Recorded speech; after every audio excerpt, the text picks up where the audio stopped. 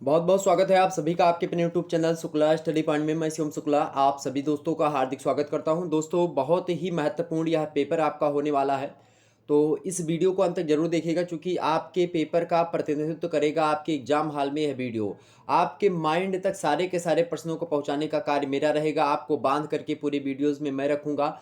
बस आपको इस वीडियो को अंत तक जरूर देख लेना। ज़्यादा बड़ी वीडियो नहीं होगी, इसीलिए मैंने वीडियो को 3 कैटेगरी में आपको बांटा है। तो ये पहली वीडियो इसी श्रृंखला में है और 2 वीडियोज़ इसके बाद में और आएँगी। आज का जो वीडियो है ये राष्ट्र गौरव, पर्यावरण एवं मानवाधिकार का जो आपका पेपर होता है, अर्थात जो राष्ट्र गौरव, ठीक है। अंग्रेजी में अगर बोलें इसको तो भी वही आप बोल दीजिएगा। ह्यूमन राइट्स बोलते हैं, मानवाधिकार को, पर्यावरण को एनवायरनमेंट बोलते हैं, राष्ट्र गौरव को आप राष्ट्र गौरव ही बोलते हैं। तो ये इसका जो पेपर होता है खास करके ये जो है अनिवार्य प्रश्न पत्र के रूप में आप में होता है। और खास करके बीए सेकंड ईयर और BA third year, BSc second year, BSc third year, BCom second year, BCom third year, इन सभी के लिए, वहीं बीएससी एजी के सेकंड ईयर थर्ड ईयर और बीएससी होम साइंस के जो है सेकंड ईयर थर्ड ईयर, इन सभी के लिए भी यह लेक्चर बहुत ही महत्वपूर्ण होगा क्योंकि इन सभी में भी आपका राष्ट्र गौरव, पर्यावरण एवं मानवाधिकार का अनिवार्य प्रश्न पत्र होता है सभी के लिए। तो ये बात आप ध्यान रखेंगे। तो आपका ये अनिवार्य प्रश्न पत्र है राष्ट्र गौरव, पर्यावरण एवं मानवाधिकार, बीए, बीएससी, बीकॉम, बीएससी एजी, बीएससी होम साइंस, सभी के लिए महत्वपूर्ण। ओके, ये बात आप ध्यान रखेंगे। अब आपको यहाँ पर समझने वाली बात यह है कि आपके जो है पाठ्यक्रम में क्या क्या चीज़ें होती हैं। तो राष्ट्र गौरव से आपके जो है नंबर, कितने नंबर के प्रश्न आते हैं? 40 क्वेश्चन आपके, यानी कि 40 नंबर का जो प्रश्न आता है आपके राष्ट्र गौरव का आता है। आपका पूर्णांक 100 नंबर का दिया जाएगा। 100 ऑब्जेक्टिव टाइप के क्वेश्चन आपके पेपर में छपेंगे। आप किसी भी विश्वविद्यालय से हों, आपका ये पेपर होता ही होता है। तो इसमें 100 क्वेश्चन आएंगे जिनमें से 40 क्वेश्चन आपके राष्ट्र गौरव से आएंगे। और वहीं बात की जाए पर्यावरण की, तो पर्यावरण से आपके 30 प्रश्न आएंगे और 30 प्रश्न आपके मानवाधिकार से आएंगे। ओके, तो 30 प्रश्न मानवाधिकार यानी ह्यूमन राइट से आएंगे। और आपको बता दिया जाए कि पर्यावरणीय अध्ययन यानी कि इन्वायरमेंटल स्टडीज से आपके 30 नंबर के प्रश्न आएंगे। वहीं आपको बता दें कि राष्ट्र गौरव से 40 नंबर के आएंगे।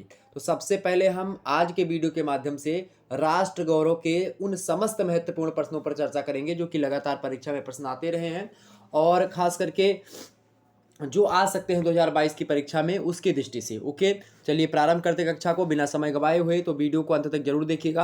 अब आपके राष्ट्र गौरव का सिलेबस क्या होता है इसका डिस्कशन हमने ऑलरेडी कर दिया था, लेकिन एक बार फिर से सुन लीजिए। आपको पढ़ना क्या होता है राष्ट्र गौरव में। पहले सबसे पहले राष्ट्र गौरव का अभिप्राय क्या है, उसकी अवधारणा कैसी, उसका मूल तत्व कौन कौन से होते हैं राष्ट्र गौरव को, इसके बारे में जानना होता है। उसके बाद में भारतीय समाज की कुछ सभ्यताएं रही, जैसे कि सरस्वती सभ्यता है, वैदिक सभ्यता है, सिंधु घाटी सभ्यता, उत्तर वैदिक कालीन सभ्यता, या फिर जो है मतलब उत्तर वैदिक कालीन जो समाज रहा उसके उससे प्रश्न आते हैं। आधुनिक राष्ट्र जो है संबंध के बारे में प्रश्न आते रहते हैं। तो ये सब होता है। वहीं आपको बता दें मेरे प्यारे दोस्त कि कुछ भारतीय संस्कृति एवं सांस्कृतिक चेतना के जो स्रोत हैं, जैसे कि कुछ प्रमुख विद्वानों के मत हैं, कुछ पंथ हैं और कुछ ग्रंथ भी लिखे गए हैं। तो इनसे प्रश्न आते हैं, जैसे कि अब वैदिक और उत्तर वैदिक धर्मशास्त्र से प्रश्न आते हैं, रामायण से प्रश्न आते हैं, महाभारत से आता है, पुराण से आता है, पुराणों से, श्रीमद् भगवत गीता से आता है, जैन मत, बौद्ध मत, संत मत, सिख मत, भक्ति, सूफी मत, इन सभी से प्रश्न आते रहते हैं। स्वतंत्र सांस्कृतिक चिंतक जो रहे हैं वहां से भी प्रश्न देखने को मिले हैं। तो ये होता है। वही चौथी मुद्दे में हम क्या देखते हैं, भारतीय संगीत की और ललित कलाएं जो होती हैं उनसे भी प्रश्न आते रहते हैं। प्राचीन भारतीय विज्ञान यानी कि वैदिक गणित, चिकित्सा विज्ञान, भूगोल, खगोल शास्त्र, यहाँ से भी एक आध दो प्रश्न छिटपुट आते रहते हैं। वहीं आधुनिक भारतीय पुनर्जागरण एवं राष्ट्रीय चेतना यानी कि जो राष्ट्रीय आंदोलन हुआ है उसको लेकर के प्रश्न, उसमें आप पंडिता रमाबाई, सावित्रीबाई फूले, स्वामी दयानंद सरस्वती, स्वामी विवेकानंद, रविन्द्रनाथ ठाकुर, राजा राम मोहन राय से, काजी नजरुल इस्लाम से, सुब्रमण्यम भारती जी से, बाल गंगाधर तिलक जी से, महात्मा गांधी, भीमराव अम्बेडकर, दीनदयाल उपाध्याय, इन सभी से प्रश्न आते हैं, डॉक्टर राम मनोहर लोहिया। तो इन सभी से खास करके प्रश्न आपके परीक्षा में आते रहते हैं। ठीक, तो डॉक्टर राम मनोहर लोहिया से तो विश्वविद्यालय है, महात्मा गांधी से भी विश्वविद्यालय है, उनके नाम पर भी, दीनदयाल के नाम पर भी विश्वविद्यालय है, बाबा साहेब भीमराव अम्बेडकर के नाम से भी विश्वविद्यालय है। तो इन सभी के नाम से अलग अलग विश्वविद्यालय जो है, कहीं ना कहीं पे दयानंद के नाम से जो है महाविद्यालय वगैरह है, विश्वविद्यालय। तो यहाँ तक समझ में आ गई। उसके बाद में कुछ राष्ट्र गौरव के बाधक कारक हैं, जैसे कि वैश्विक बाजारवादी संस्कृति का दबाव पड़ रहा है इस पर, राष्ट्र गौरव पर, जाति एवं सांप्रदायिक संकीर्णता हो रही है, ध्रुवीकरण आप देख रहे हैं कि मतलब कि सब अलग अलग तरीके से अपने अपने ध्रुव में यानी गुट में बट रहे हैं, सर्वपंथ की भावना का ह्रास हो रहा है, भारतीय त्यागपूर्ण जीवन दृष्टि की उपेक्षा की जा रही है। तो ये सब जो राष्ट्र गौरव के बाधक तत्व हैं, यानी कि राष्ट्र गौरव में बाधा उत्पन्न करते हैं, इनके बारे में पढ़ना होता है। अब जब नेक्स्ट वीडियो होगी तो पर्यावरणीय अध्ययन को लेकर के मैं बता दूंगा, पर्यावरणीय अध्ययन से कौन कौन से प्रश्न ऑब्जेक्टिव टाइप के बन सकते हैं उसको मैं हल करवा दूंगा। हालांकि हमने दिया भी है, तो आप लोगों ने अगर नहीं देखा तो देख लीजिएगा उसको।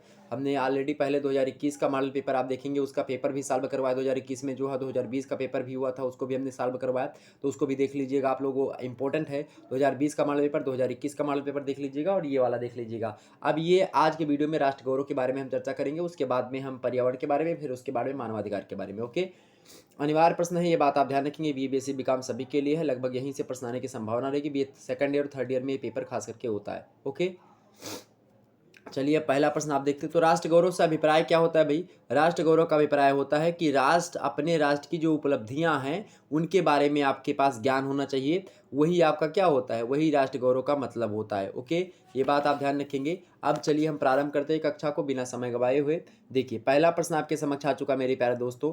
पहला प्रश्न क्या है, बड़े ध्यान से देखने का प्रयास करें। जितने भी लोग देख रहे हैं सभी लोग वीडियो को लाइक और शेयर कर दीजिएगा। पहला प्रश्न क्या है?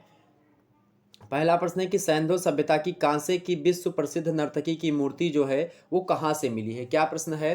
प्रश्न है कि सैंधव सभ्यता की कांसे की विश्व प्रसिद्ध जो मूर्ति मिली है वो कहाँ से मिली है, किस सभ्यता से? ऑप्शन ने दिया हड़प्पा, बी दिया कालीबंगा, सी दिया मोहनजोदड़ो और डी दिया लोथल। तो कहाँ से मिली भाई? ये मोहनजोदाड़ो से मिली। कांसे की जो प्रसिद्ध नर्तकी की मूर्ति कहाँ से मिली है? मोहनजोदाड़ो से मिली है। ऑप्शन नंबर इसका सी करेक्ट होगा। वहीं अगला प्रश्न देखेंगे कि वह कौन सी नदी है जिस पर हड़प्पा सभ्यता बसी हुई है? तो हड़प्पा सभ्यता किस नदी पर बसी हुई भाई? फटाफट से बताने का प्रयास करें सभी लोग। तो भाई बताने का प्रयास करें सभी लोग फटाफट से।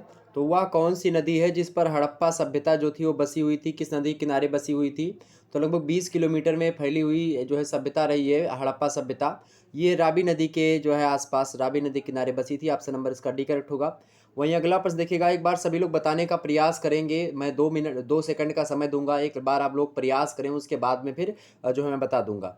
सिंधु सभ्यता के खोजकर्ता कौन थे? फटाफट से बताने का प्रयास करें। सिंधु सभ्यता के खोजकर्ता कौन थे भाई? सिंधु सभ्यता के खोजकर्ता कौन थे? फटाफट से बताने का प्रयास करें। ऑप्शन ए दिया दयाराम साहनी, बी दिया राखालदास बनर्जी, सी दिया जो है सर जॉन मार्शल और डी दिया इनमें से कोई नहीं। करेक्ट आंसर क्या होगा? तो सिंधु सभ्यता के खोजकर्ता कौन थे भाई? बिल्कुल सही करेक्ट आंसर होगा option number a Dayaram Sahni ji. कौन है भाई? दयाराम साहनी जी हैं। ओके, अगला प्रश्न आपके समक्ष है, सिंधु घाटी की सभ्यता का विशाल स्नानागार जो है वो कहाँ पर मिला है?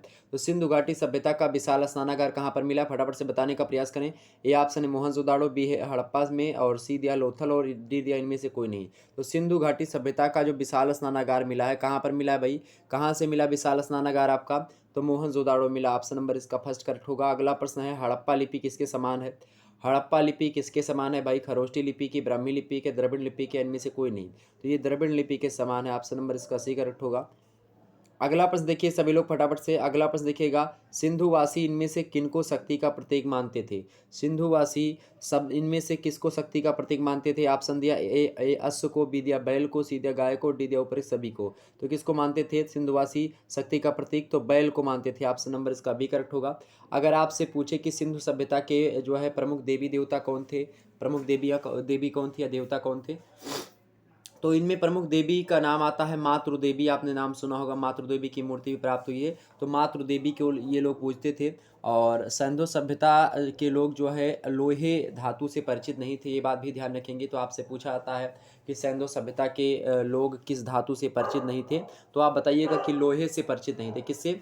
लोहे से परिचित नहीं थे। ओके, और ये बात भी ध्यान रखेंगे, अगर पूछा जाए आपसे प्रश्न में कि सिंधु सभ्यता के लोग कैसे थे, शाकाहारी थे, मांसाहारी थे या सर्वाहारी थे, तो सिंधु घाटी सभ्यता के जो लोग थे वो शाकाहारी थे। ओके, तो ये सब प्रश्न एग्जाम से बन सकते हैं, जो कि हमने सोचा वैसे ही बता दिया जाए आपको। तो ये सब एग्जाम से हो सकता है प्रश्न आपसे पूछ लिया जाए। ओके, और मोहनजोदाड़ो का उत्खनन किसने करवाया था? मोहनजोदाड़ो का उत्खनन किसने करवाया था? फटाफट से भी बताने का प्रयास करें। तो राखालदास बनर्जी, ठीक है, किसने? राखालदास बनर्जी महोदय ने करवाया था। ठीक है, आर डी बनर्जी। और सिंधु घाटी सभ्यता का दयाराम साहनी। ओके, ये बात ध्यान रखेंगे। क्लियर हो गई बातें? तो ये क्लियर हो गई बातें। कुछ चीज़ें थी जो कि हमने आपको वैसे बता दी, एग्जाम पॉइंट ऑफ व्यू से अच्छी थी, इसलिए हमने सोचा कि इसको बता दिया जाए। ओके, और सिंधु घाटी की जो लिपि है उसकी सूचना कहाँ से मिलती है हमको? तो इसकी सूचना हमको मोहरों से मिलती है, जो वहाँ की मोहरें प्राप्त हुई हैं वहाँ से मिलती हैं। तो ऐसे प्रश्न एग्जाम्स में आए दिनों बनते हैं। और जो मोहनजोदाड़ो का आवासीय गृह होता था, यानी कि जो रहने वाला घर होता था, वो घर किससे बनाया जाता था, तो वो किससे बनता था, ईंटों से बनाया जाता था। ओके, किससे, ईंटों से। आगे देखते हैं, अगला प्रश्न आपके समक्ष है भाई। अगला प्रश्न, सिंधुवासी किसकी उपासना नहीं करते थे। तो ए ऑप्शन दिया स्वास्तिक चिन्ह, बी दिया मातृ देवी और सी दिया विष्णु। तो विष्णु जी की उपाधि का वर्णन नहीं मिलता है, स्वास्तिक चिन्ह भी यहाँ से मिला, मातृ देवी की भी उपासना मिलती है, तो किसकी नहीं करते हैं, तो ऑप्शन इसका सी लगाइएगा भाई, option C Vishnu ji. Okay, Vishnu भगवान। और रामनवमी की आप सभी को बहुत बहुत बधाई, हार्दिक शुभकामनाएं, जय जय श्री राम। चलिए आगे देखते हैं भाई। अगला प्रश्न आपके समक्ष है, सिंधुवासी मिट्टी के बर्तन बनाते थे। सिंधु वासी जो थे वो मिट्टी के बर्तन बनाते थे, चाक के प्रयोग के द्वारा या बिना चाक के द्वारा, या सांचे में ढालकर, या मिट्टी को हाथ से बर्तन का आकार दे करके। बताने का प्रयास करें फटाफट से। तो सांचे में ढाल करके सिंधु घाटी के सभ्यता के लोग जो थे वो मिट्टी के बर्तन बनाया करते थे जनरली। अगला प्रश्न देखिएगा, एग्जाम पॉइंट ऑफ व्यू से क्या है कि सिंधु घाटी के लोग अपरिचित थे। किससे अपरिचित थे, तो हमने अभी भी बताया था आपको, किससे, लोहा से ये लोग अपरिचित थे। ओके, अगला प्रश्न देखिएगा, सिंधु सभ्यता का प्रमुख केंद्र कौन सा था।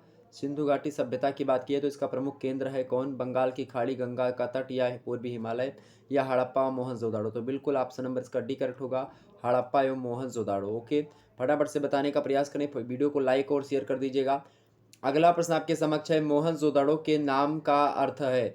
मोहनजोदड़ो के नाम का क्या अर्थ है भाई, भूतों का टीला, मृतकों का टीला, या परियों का टीला, या इनमें से कोई नहीं। सभी को पता होगा मोहनजोदड़ो के शब्द का जो अर्थ है, यानी कि जो शाब्दिक अर्थ है क्या है, मृतकों का टीला। ऑप्शन नंबर इसका क्या होगा, बी करेक्ट होगा। यानी कि मृतक माने होता है मरे हुए लोगों का क्या टीला बनाया जाता था, उसी को मोहनजोदड़ो उसी को कहा गया। ठीक, अगला प्रश्न आपके समक्ष है, सिंधु घाटी के लोगों के लिए सर्वाधिक पवित्र पेड़ कौन सा था। आम का पेड़ था क्या, या बरगद का पेड़ था, या पीपल का था, या फिर ये सभी थे। तो ये पीपल के पेड़ की ज़्यादा पूजा किया करते थे, तो पीपल का पेड़ जो था सर्वाधिक पवित्र पेड़ माना जाता था सिंधु घाटी सभ्यता में। ऑप्शन नंबर इसका सी करेक्ट होगा। वहीं आगे बढ़ते हैं अगले प्रश्न की ओर। अगला प्रश्न आपके समक्ष यहाँ पर स्क्रीन पर विजिबल हो पा रहा है, फटाफट से देखने का प्रयास करेंगे। सभी दोस्तों के पास वीडियो को शेयर अवश्य कर दीजिएगा मेरे प्यारे दोस्त। ओके, अच्छा, अगर एग्जाम से प्रश्न पूछे कि उत्तर वैदिक काल में विभाजन का आधार क्या था, तो विभाजन यानी कि जो वर्ण व्यवस्था के हिसाब से कार्यों का विभाजन किया जाता था। ब्राह्मण वस्य मुखामासीत बाहुराज्यान्य कृता उर्तदस्त वैश्यापादाभ्याम शूद्रो जायता। इस प्रकार से जो है वर्ण व्यवस्था जो थी वो ब्राह्मण, क्षत्रिय, वैश्य, शूद्र, इनके हिसाब से इनके कार्य अलग अलग बटे हुए थे। तो ये सब प्रश्न एग्जाम से बन सकता है। ओके, आपसे पूछता है कि सिंधु सभ्यता की समकालीन सभ्यता कौन कौन सी थी, तो मिस्र की सभ्यता, मेसोपोटामिया, चीन, ये लगभग कहीं ना कहीं पे आसपास की ही थी, तो ऐसे आप बता सकते हो। ओके, और जौ का सर्वप्रथम उल्लेख कहाँ पर मिलता है, तो ऋग्वेद में जौ शब्द का सर्वप्रथम उल्लेख मिलता है। तो एग्जाम्स में प्रश्न ये भी बन सकता है। ओके, और एग्जाम कुल्या शब्द एक जो है प्रयोग में आता है ऋग्वेद में। तो कुल्या शब्द का मतलब क्या होता है, तालाब। किससे, कुल्या माने क्या होता है, तालाब, ऋग्वेदिक शब्द है ये। ओके, और आर्य का क्या अर्थ होता है, एग्जाम से पूछा जा सकता है कि आर्य का क्या अर्थ है। तो आर्य यानी कि जो आर्य समाज था नहीं, तो आर्य जब रहते थे तो आर्य माने होता है श्रेष्ठ। आर्य माने क्या होता है भाई, श्रेष्ठ। ओके, तो ये सब क्लियर हो गई बातें, समझ में आ रही होंगी बातें निश्चित तौर पर। ओके, और ऋग्वैदिक काल में जो है ऋग्वैदिक आर्यों की सर्वश्रेष्ठ नदी कौन सी थी, तो ऋग्वैदिक काल के जो आर्य थे उनकी सबसे सर्वश्रेष्ठ नदी कौन सी थी, सबसे अच्छी, तो सरस्वती नदी की वो सबसे अच्छी जो है बात की जाती है, मतलब कि सबसे सबसे पवित्र नदी ऋग्वेद में भी किसको बताया गया है, तो सरस्वती नदी को ही बताया गया है। ओके, ये बात ध्यान रखेंगे। तो ये सब प्रश्न एग्जाम पॉइंट ऑफ व्यू से अच्छे हैं। अगला प्रश्न हम देखते हैं, चारों वर्णों का सर्वप्रथम उल्लेख कहाँ पर मिलता है। तो चारों वर्णों का सर्वप्रथम यानी कि ब्राह्मण, क्षत्रिय, वैश्य और शूद्र, इनका जो उल्लेख मिलता है ऋग्वेद के 10वें मंडल में मिलता है। ओके, ऑप्शन नंबर इसका कौन सा करेक्ट होगा, सी करेक्ट होगा। अगला प्रश्न देखिएगा आप सभी लोग, वेद क्या है, वेद का क्या अर्थ है। वेद माने क्या होता है भाई, वेद का अर्थ किससे लिया आता है, ज्ञान से। वेद माने क्या होता है, ज्ञान। ऑप्शन नंबर इसका ए करेक्ट होगा। अगला प्रश्न है, रामायण के रचयिता कौन थे। बिल्कुल वेद व्यास नहीं थे, तुलसीदास रामचरितमानस की रचना करी है, कौटिल्य ने अर्थशास्त्र की रचना करी है। तो कौटिल्य का अर्थशास्त्र एग्जाम से पूछा सकता है, तो ये फेमस है। वेद व्यास की जो है एक प्रकार से बात की है, तो ये वेद व्यास की बात की है तो वेदों का संकलन करता है, इनको कहा जाता है वेद व्यास को। तुलसीदास जी रामचरितमानस, श्री रामचरितमानस के रचयिता हैं, तो एग्जाम से में पूछा सकता है। ओके, वहीं और भी तमाम से रचनाएं तुलसीदास जी की हैं, बरवे रामायण, रामाज्ञा प्रश्नावली, ठीक है, कई और रचनाएं भी हैं तुलसीदास जी की। ठीक, कृष्ण गीतावली, दोहावली, ठीक, कवितावली, इस प्रकार से 12 रचनाएं प्रमाणिक कुल मिलाकर के तुलसीदास जी की। रामचरितमानस में कुल मिलाकर के 7 कांड हैं। ठीक, वाल्मीकि जी की अगर बात की जाए तो वाल्मीकि जी ने रामायण महाकाव्य के रचयिता यही हैं वाल्मीकि जी। ऑप्शन नंबर इसका डी करेक्ट होगा। संस्कृत में इन्होंने वाल्मीकि रामायण की रचना करी है। अगला प्रश्न है, महाभारत की रचना किसने करी है, महाभारत की रचना किसने करी? बिल्कुल व्यास जी ने ही महाभारत की रचना करी है। ऑप्शन नंबर इसका भी करेक्ट होगा। व्यास जी ने महाभारत की रचना करी है। कृष्ण भगवान ने गीता को गा करके सुनाया किसको? अर्जुन को। तो ये भी अगर प्रश्न पूछे गीता को किसने सुनाया अर्जुन को, तो भगवान श्री कृष्ण ने सुनाया। सभी को पता होगा किसने किसको सुनाया था, तो अर्जुन को सुनाया था। किसने? भगवान श्री कृष्ण ने। अगला प्रश्न है प्रसिद्ध महाकाव्य का नाम है। प्रसिद्ध महाकाव्य इनमें से कौन सा है? बिल्कुल आपका रामायण जो है ये प्रसिद्ध महाकाव्य है। वहीं रामचरितमानस भी एक महाकाव्य है, लेकिन संस्कृत का महाकाव्य। अब अगर रामायण दिया तो आप पहले आप रामायण लगाएंगे, उसके बाद में अगर रामायण अगर नहीं दिया होता तब आप रामचरितमानस लगा देते। तो ऑप्शन नंबर इसका सही करेक्ट होगा। ओके, ये बात ध्यान रखेंगे। अगला प्रश्न आपके समक्ष है, नौका निर्माण की कला विकसित हुई मौर्य काल में विकसित हुई, या उत्तर वैदिक काल में, या शुंग काल में, या सिंधु सभ्यता काल में? तो कहाँ पर हुई? नौका निर्माण की जो कला विकसित हुई है कहाँ पर? सिंधु सभ्यता काल में हुई। ऑप्शन नंबर इसका कौन सा करेक्ट होगा? डी वाला करेक्ट होगा। तो फटाफट से वीडियो को लाइक और शेयर कर दीजिए जितने भी लोग नए जुड़ रहे हैं हमारे साथ। अगला प्रश्न है, महावीर का जन्म कब हुआ था? महावीर का जन्म हुआ था कब हुआ, कहाँ पर हुआ था? राजगृह में हुआ था, या मिथिला में हुआ था, या पाटलिपुत्र में हुआ था, या फिर कुंडग्राम में? तो महावीर जो थे यानी कि जो जैन धर्म के एक प्रकार से प्रवर्तक माने जाते हैं, एक प्रकार से वास्तविक प्रवर्तक, तो वो कुंडग्राम में पैदा हुए थे महावीर। ओके, ऑप्शन नंबर इसका ए करेक्ट होगा। अगला प्रश्न है, जैन धर्म के 23वें तीर्थंकर का नाम? तो जैन धर्म के 23वें तीर्थंकर कौन थे भाई? जो है 23 नंबर के तीर्थंकर कौन थे? पार्श्वनाथ थे। कौन थे? पार्श्वनाथ। ऑप्शन नंबर इसका बी करेक्ट होगा। अगला प्रश्न आपके समक्ष है, गौतम बुद्ध को बुद्धत्व प्राप्त हुआ था, कहाँ पर प्राप्त हुआ था? गौतम बुद्ध को जो बुद्धत्व मतलब कि जो ज्ञान प्राप्त हुआ था कहाँ पर प्राप्त हुआ था?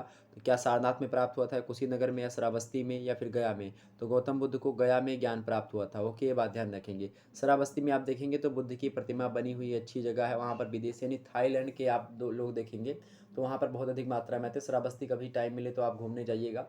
श्रावस्ती में जो है वहीं पर जो है बुद्ध की प्रतिमा बनी हुई श्रावस्ती में। ठीक है, मैं गया हूँ वहाँ पर। अगला प्रश्न आपके समक्ष है, बुद्ध का जन्म हुआ था। बुद्ध का जन्म कब हुआ था भाई? 560 ईसा पूर्व में, या 561 ईसा पूर्व में, या 562 ईसा पूर्व में, या 563 ईसा पूर्व में? तो बुद्ध का जो जन्म हुआ था कब हुआ था भाई? 563 ईसा पूर्व में। ऑप्शन नंबर इसका डी करेक्ट होगा। अगला प्रश्न देखिएगा, बुद्ध को महापरिनिर्वाण यानी कि जो ज्ञान होता है वो कब, यानी कि मोक्ष वाला ज्ञान है। महापरिनिर्वाण क्या होता है? मोक्ष का ज्ञान जो होता है कब प्राप्त हुआ? तो लुम्बिनी में प्राप्त हुआ। मतलब कहाँ प्राप्त हुआ? तो लुम्बिनी में प्राप्त हुआ है, सारनाथ में, या अयोध्या में, कुशीनगर में? निश्चित सी बात है, इनको कहाँ पर प्राप्त हुआ था? सारनाथ में, सॉरी कुशीनगर में प्राप्त हुआ था। कहाँ पर? कुशीनगर में इनको प्राप्त हुआ था। क्या? महापरिनिर्वाण यानी कि जो ज्ञान प्राप्त हुआ था इनको कहाँ पर? कुशीनगर में प्राप्त हुआ था। ऑप्शन नंबर इसका डी करेक्ट होगा। ओके, अगला प्रश्न वहीं पर देख लीजिएगा। अगला प्रश्न आपके समक्ष है, प्राचीन भारत में गणित की उत्पत्ति का काल था। प्राचीन भारत में गणित की उत्पत्ति का काल कौन सा रहा है? वैदिक काल, बुद्ध काल, मध्यकाल, या मौर्य काल? तो गणित की उत्पत्ति का काल कौन सा है? वैदिक काल से ही गणित का उत्पत्ति काल मान सकते हैं। ऑप्शन नंबर इसका ए करेक्ट है। अगला प्रश्न आपके समक्ष आ चुका है, बड़ा ही अच्छा प्रश्न है, एग्जाम पॉइंट ऑफ व्यू से बहुत ही महत्वपूर्ण है। एग्जाम्स में आ सकते हैं ऐसे प्रश्न, तो इनको जरूर पढ़िएगा आप लोग। ठीक, बड़ा अच्छा प्रश्न आ चुका है। चलिए, अच्छा ये बताइए कि शून्य का जन्म स्थान कहाँ है? शून्य की खोज किसने करी थी? आर्यभट्ट ने करी थी। ओके, ये बात भी ध्यान रखेंगे। शून्य की खोज किसने करी थी? आर्यभट्ट ने करी थी। और जो बातें मैं बीच बीच में बता दे रहा हूँ इसको आप लोग सुनते जाइएगा। एग्जाम्स में बस एक वीडियो यही देख लीजिएगा, निश्चित तौर पर आपका काम हो जाएगा। राष्ट्र गौरव से सारे के सारे प्रश्न यहीं से समझ कर आएंगे। बाकी जो प्रश्न आपके बचेंगे वो राष्ट्र गौरव के नहीं होंगे, वो पर्यावरण के होंगे। तो पर्यावरण का एक वीडियो हमने ऑलरेडी बना रखा है, उसको देख लीजिएगा। अगर नहीं पा रहे हैं तो मैं फिर से एक बार पर्यावरण का वीडियो आपके समझ में फिर से 2022 की एक वीडियो बना दूंगा। तो कल परसों तक हो सकता है वो भी मिल जाए आपको। उसके बाद में फिर मानवाधिकार की भी वीडियो बना दूंगा। तो इस प्रकार से आपको तमाम सारी वीडियो मिल जाएगी और आसानी से तीनों वीडियोज़ को देख करके चले जाइएगा। ओके, तो आपका काम हो जाएगा आसानी से। तो शून्य का जन्म स्थान क्या है भाई? शून्य का जन्म स्थान कहाँ पर है? भारत में किसने किया था? आर्यभट्ट ने करा था। ओके, आर्यभट्ट कौन है? जो है गणितज्ञ हैं। ओके, पंच सिद्धांतिका जो है ये गणित से संबंधित बहुत महत्वपूर्ण पुस्तक है, ये बात भी ध्यान रखेंगे। आर्यभट्ट जी का निवास स्थान कहाँ पर था? पटना में था। ये सभी चीज़ों को आपको पता होनी चाहिए। लीलावती एक पुस्तक है, इसकी रचना किसने करी थी? तो भास्कराचार्य की रचना है लीलावती। ओके, अष्टाध्यायी किसकी है? तो पाणिनि की है। किसकी? अष्टाध्यायी किसकी रचना है? पाणिनि की रचना है। इंडिका मेगास्थनीज की है। ओके, तो ये सब प्रश्न एग्जाम से पूछे आता रहता है। शल्य क्रिया के जनक कौन कहे जाते हैं? सुश्रुत जो हैं वो शल्य क्रिया के जनक कहे जाते हैं, ये बात भी आप ध्यान रखेंगे। चरक संहिता में किसका उल्लेख किया गया? तो चिकित्सा के बारे में चरक संहिता में बताया गया है। योग सूत्र के लेखक कौन है? पतंजलि योग सूत्र के लेखक हैं। तो ये सब एग्जाम्स में प्रश्न आपसे पूछा जा सकता है। ओके, तो निश्चित तौर पर सारी बातें आपकी क्लियर हुई होंगी। ओके, बिल्कुल क्लियर हैं। ओके, चलिए। चिकित्सा विज्ञान का प्राचीनतम जो है उल्लेख किस ग्रंथ में मिलता है? तो चरक संहिता में मिलता है। किसमें? चरक संहिता में ही मिलता है। तो ये सब प्रश्न एग्जाम पॉइंट ऑफ व्यू से अच्छे थे, जो कि हमने बीच बीच में आपको बता ही दिए। अगला प्रश्न, इंडिका के रचयिता कौन है भाई? सभी को पता होगा कौन है भाई, कौन है? मार्को पोलो है क्या? नहीं है। टालमी है? नहीं है। अल्बरूनी है? नहीं है। ओके, तो कौन है? मेगास्थनीज है। ऑप्शन नंबर इसका ए करेक्ट होगा। अगला प्रश्न देखिएगा, अशोक के पिता का क्या नाम था? अशोक के पिता का क्या नाम था भाई? बिंदुसार नाम था, या बिंबिसार नाम था, या चंद्रगुप्त प्रथम, या चंद्रगुप्त मौर्य, या चंद्रगुप्त प्रथम? तो अशोक के पिता का क्या नाम था? बिंदुसार। ऑप्शन नंबर इसका ए करेक्ट होगा। आगे देखते हैं, अगला प्रश्न आपके समक्ष है सारनाथ। अगला प्रश्न क्या है कि सारनाथ का सिंह शीर्ष स्तंभ निर्मित करवाया था? किसने निर्मित करवाया था? तो अशोक ने निर्मित करवाया था। ऑप्शन नंबर इसका बी करेक्ट होगा। अगला प्रश्न देखिएगा, अगला प्रश्न दिया है, तृतीय बौद्ध संगीति का आयोजन किया था? किसने किया था? तृतीय बौद्ध संगीति का आयोजन किसने किया था? किसके समय में हुआ था? अजातशत्रु के समय में हुआ था, कि कालाशोक के समय में हुआ था, या कनिष्क के समय में हुआ था, या अशोक के समय में? तो किसने करवाया था तृतीय बौद्ध संगीति? तो ये अशोक के समय काल में हुई थी, अशोक ने करवाया था। ऑप्शन नंबर इसका थर्ड करेक्ट होगा, यानी तीसरा, सी ऑप्शन। अगला प्रश्न आपके समक्ष है, उत्तर भारत के मंदिर किस शैली में निर्मित हैं? तो उत्तर भारत के जो मंदिर हैं किस शैली में निर्मित हैं भाई? द्रविड़ शैली में है, या फिर बेसर शैली में है, या फिर नागर शैली में है? किस शैली में है? तो उत्तर भारत के जो मंदिर हैं, उत्तर भारत के जो मंदिर हैं ये नागर शैली में है। किस शैली में है? नागर शैली में। उत्तर भारत के मंदिर जितने भी बने हुए हैं ये नागर शैली में बनाए जाते थे। और जो दक्षिण भारत के मंदिर बनाए जाते थे वो किस शैली में बनते थे? दक्षिण भारत के जो मंदिर होते थे, तो दक्षिण भारत के मंदिर की अगर बात की जाए तो दक्षिण भारत के मंदिर आपके द्रविड़ शैली में बनाए जाते थे। और जब दक्षिण और उत्तर की शैलियों को दोनों को अगर हम मिला दें, दक्षिण और उत्तर यानी कि द्रविड़ और नागर शैलियों को मिला जुला जो रूप बना करके कोई अगर मंदिर बनाया जाता है तो उसको हम बेसर शैली कहते हैं। तो ये बात आप ध्यान रखेंगे। तो उत्तर भारत का मंदिर नागर शैली में, दक्षिण भारत का मंदिर द्रविड़ शैली में, और जो है अगर दोनों की कलाओं को मिला दें तो बेसर शैली का निर्माण। तो ये आपके समझ में आ गया, एग्जाम से प्रश्न पूछा जाता रहता है यहाँ से। ओके, आगे देखें। अगला प्रश्न आपके समक्ष है, कोणार्क का मंदिर संबंधित है। कोणार्क का जो सूर्य मंदिर है वो अब सूर्य हमने नाम ही बोल दिया। तो कोणार्क का जो मंदिर है वो किससे, किस देवता से संबंधित है? तो सूर्य से संबंधित। किससे है? ऑप्शन नंबर इसका डी, सूर्य से संबंधित है। अगला प्रश्न है आपके समक्ष है, हिंदू धर्म मतलब कि हिंदू दर्शन जो है विभाजित है 4 भागों में, 5 भागों में, 7 भागों में, 6 भागों में। तो हिंदू दर्शन जो है कितने भागों में विभाजित है? आपका 6 भागों में हिंदू दर्शन विभाजित है। ऑप्शन नंबर इसका सी करेक्ट होगा। अगला प्रश्न आपके समक्ष है, न्याय सूत्र के रचयिता कौन है? न्याय सूत्र, योग सूत्र पतंजलि। योग सूत्र के रचयिता कौन है? पतंजलि। न्याय सूत्र के रचयिता कौन है? तो गौतम। कौन है? न्याय सूत्र के रचयिता कौन है? गौतम। ओके, न्याय सूत्र के रचयिता कौन है? जो है गौतम है, गौतम ऋषि। अगला प्रश्न आपके समक्ष है, तक्षशिला में किसने शिक्षा पाई थी? चंद्रगुप्त मौर्य ने पाई थी, या चंद्रगुप्त प्रथम ने पाई थी, या समुद्रगुप्त ने पाई थी, या रामगुप्त ने पाई थी? तो भाई तक्षशिला में आपको पता ही होगा किसने पाई थी? चंद्रगुप्त मौर्य, चाणक्य के जो शिष्य थे सबसे प्रिय, उन्होंने पाई थी। ऑप्शन नंबर इसका ए करेक्ट होगा। अगला प्रश्न देखिएगा, नालंदा विश्वविद्यालय की स्थापना की थी? किसने करी थी? नालंदा विश्वविद्यालय की स्थापना किसने करी थी? चलिए फटाफट से वीडियो को लाइक और शेयर करें। जितने भी लोग देख रहे हो, बातचीत बिल्कुल भी कमेंट सेक्शन में ना करें, बातचीत ना करें मेरे प्यारे दोस्तों। बस जो है ऐसे कमेंट करें जो कि वैल्यूएबल हों, जो कि अच्छे हों। और फर्जी के कमेंट आप लोग बिल्कुल बातचीत कमेंट सेक्शन में ना करें। इसके लिए आपको बहुत बार समझा चुका हूँ, अब लास्ट बार समझा रहा हूँ। दोबारा बातचीत करते हुए आएंगे तो फिर दिक्कत होगी, तुरंत ब्लॉक हो जाओगे, फिर दोबारा देखो नहीं पाओगे वीडियो। ये बात भी ध्यान रखेंगे। ओके, तो आप लोग बातचीत ना करें, ज़्यादा बेटर होगा। पढ़ाई संबंधित डिस्कशन करना है तो आप कर सकते हो, इसके लिए छूट है। आप क्वेश्चन पूछो, क्वेश्चन बताएं, ये सब छूट है। बाकी ये जो आपका यहाँ पर वो चल रहा है ये सब नहीं चलेगा। ओके, ये बात आप ध्यान रखोगे। तो बहुत दिनों से मैं इग्नोर कर रहा हूँ, तो कितना इग्नोर किया जाए ये बात आप लोग ध्यान रखिएगा। ओके, तो अब ऐसा ना हो, ठीक है। चलिए आगे बढ़ते हैं। नालंदा विश्वविद्यालय की स्थापना की थी? किसने करी थी? नालंदा विश्वविद्यालय की स्थापना किसने करी थी? कुमारगुप्त प्रथम ने करी थी। ऑप्शन नंबर इसका डी करेक्ट होगा।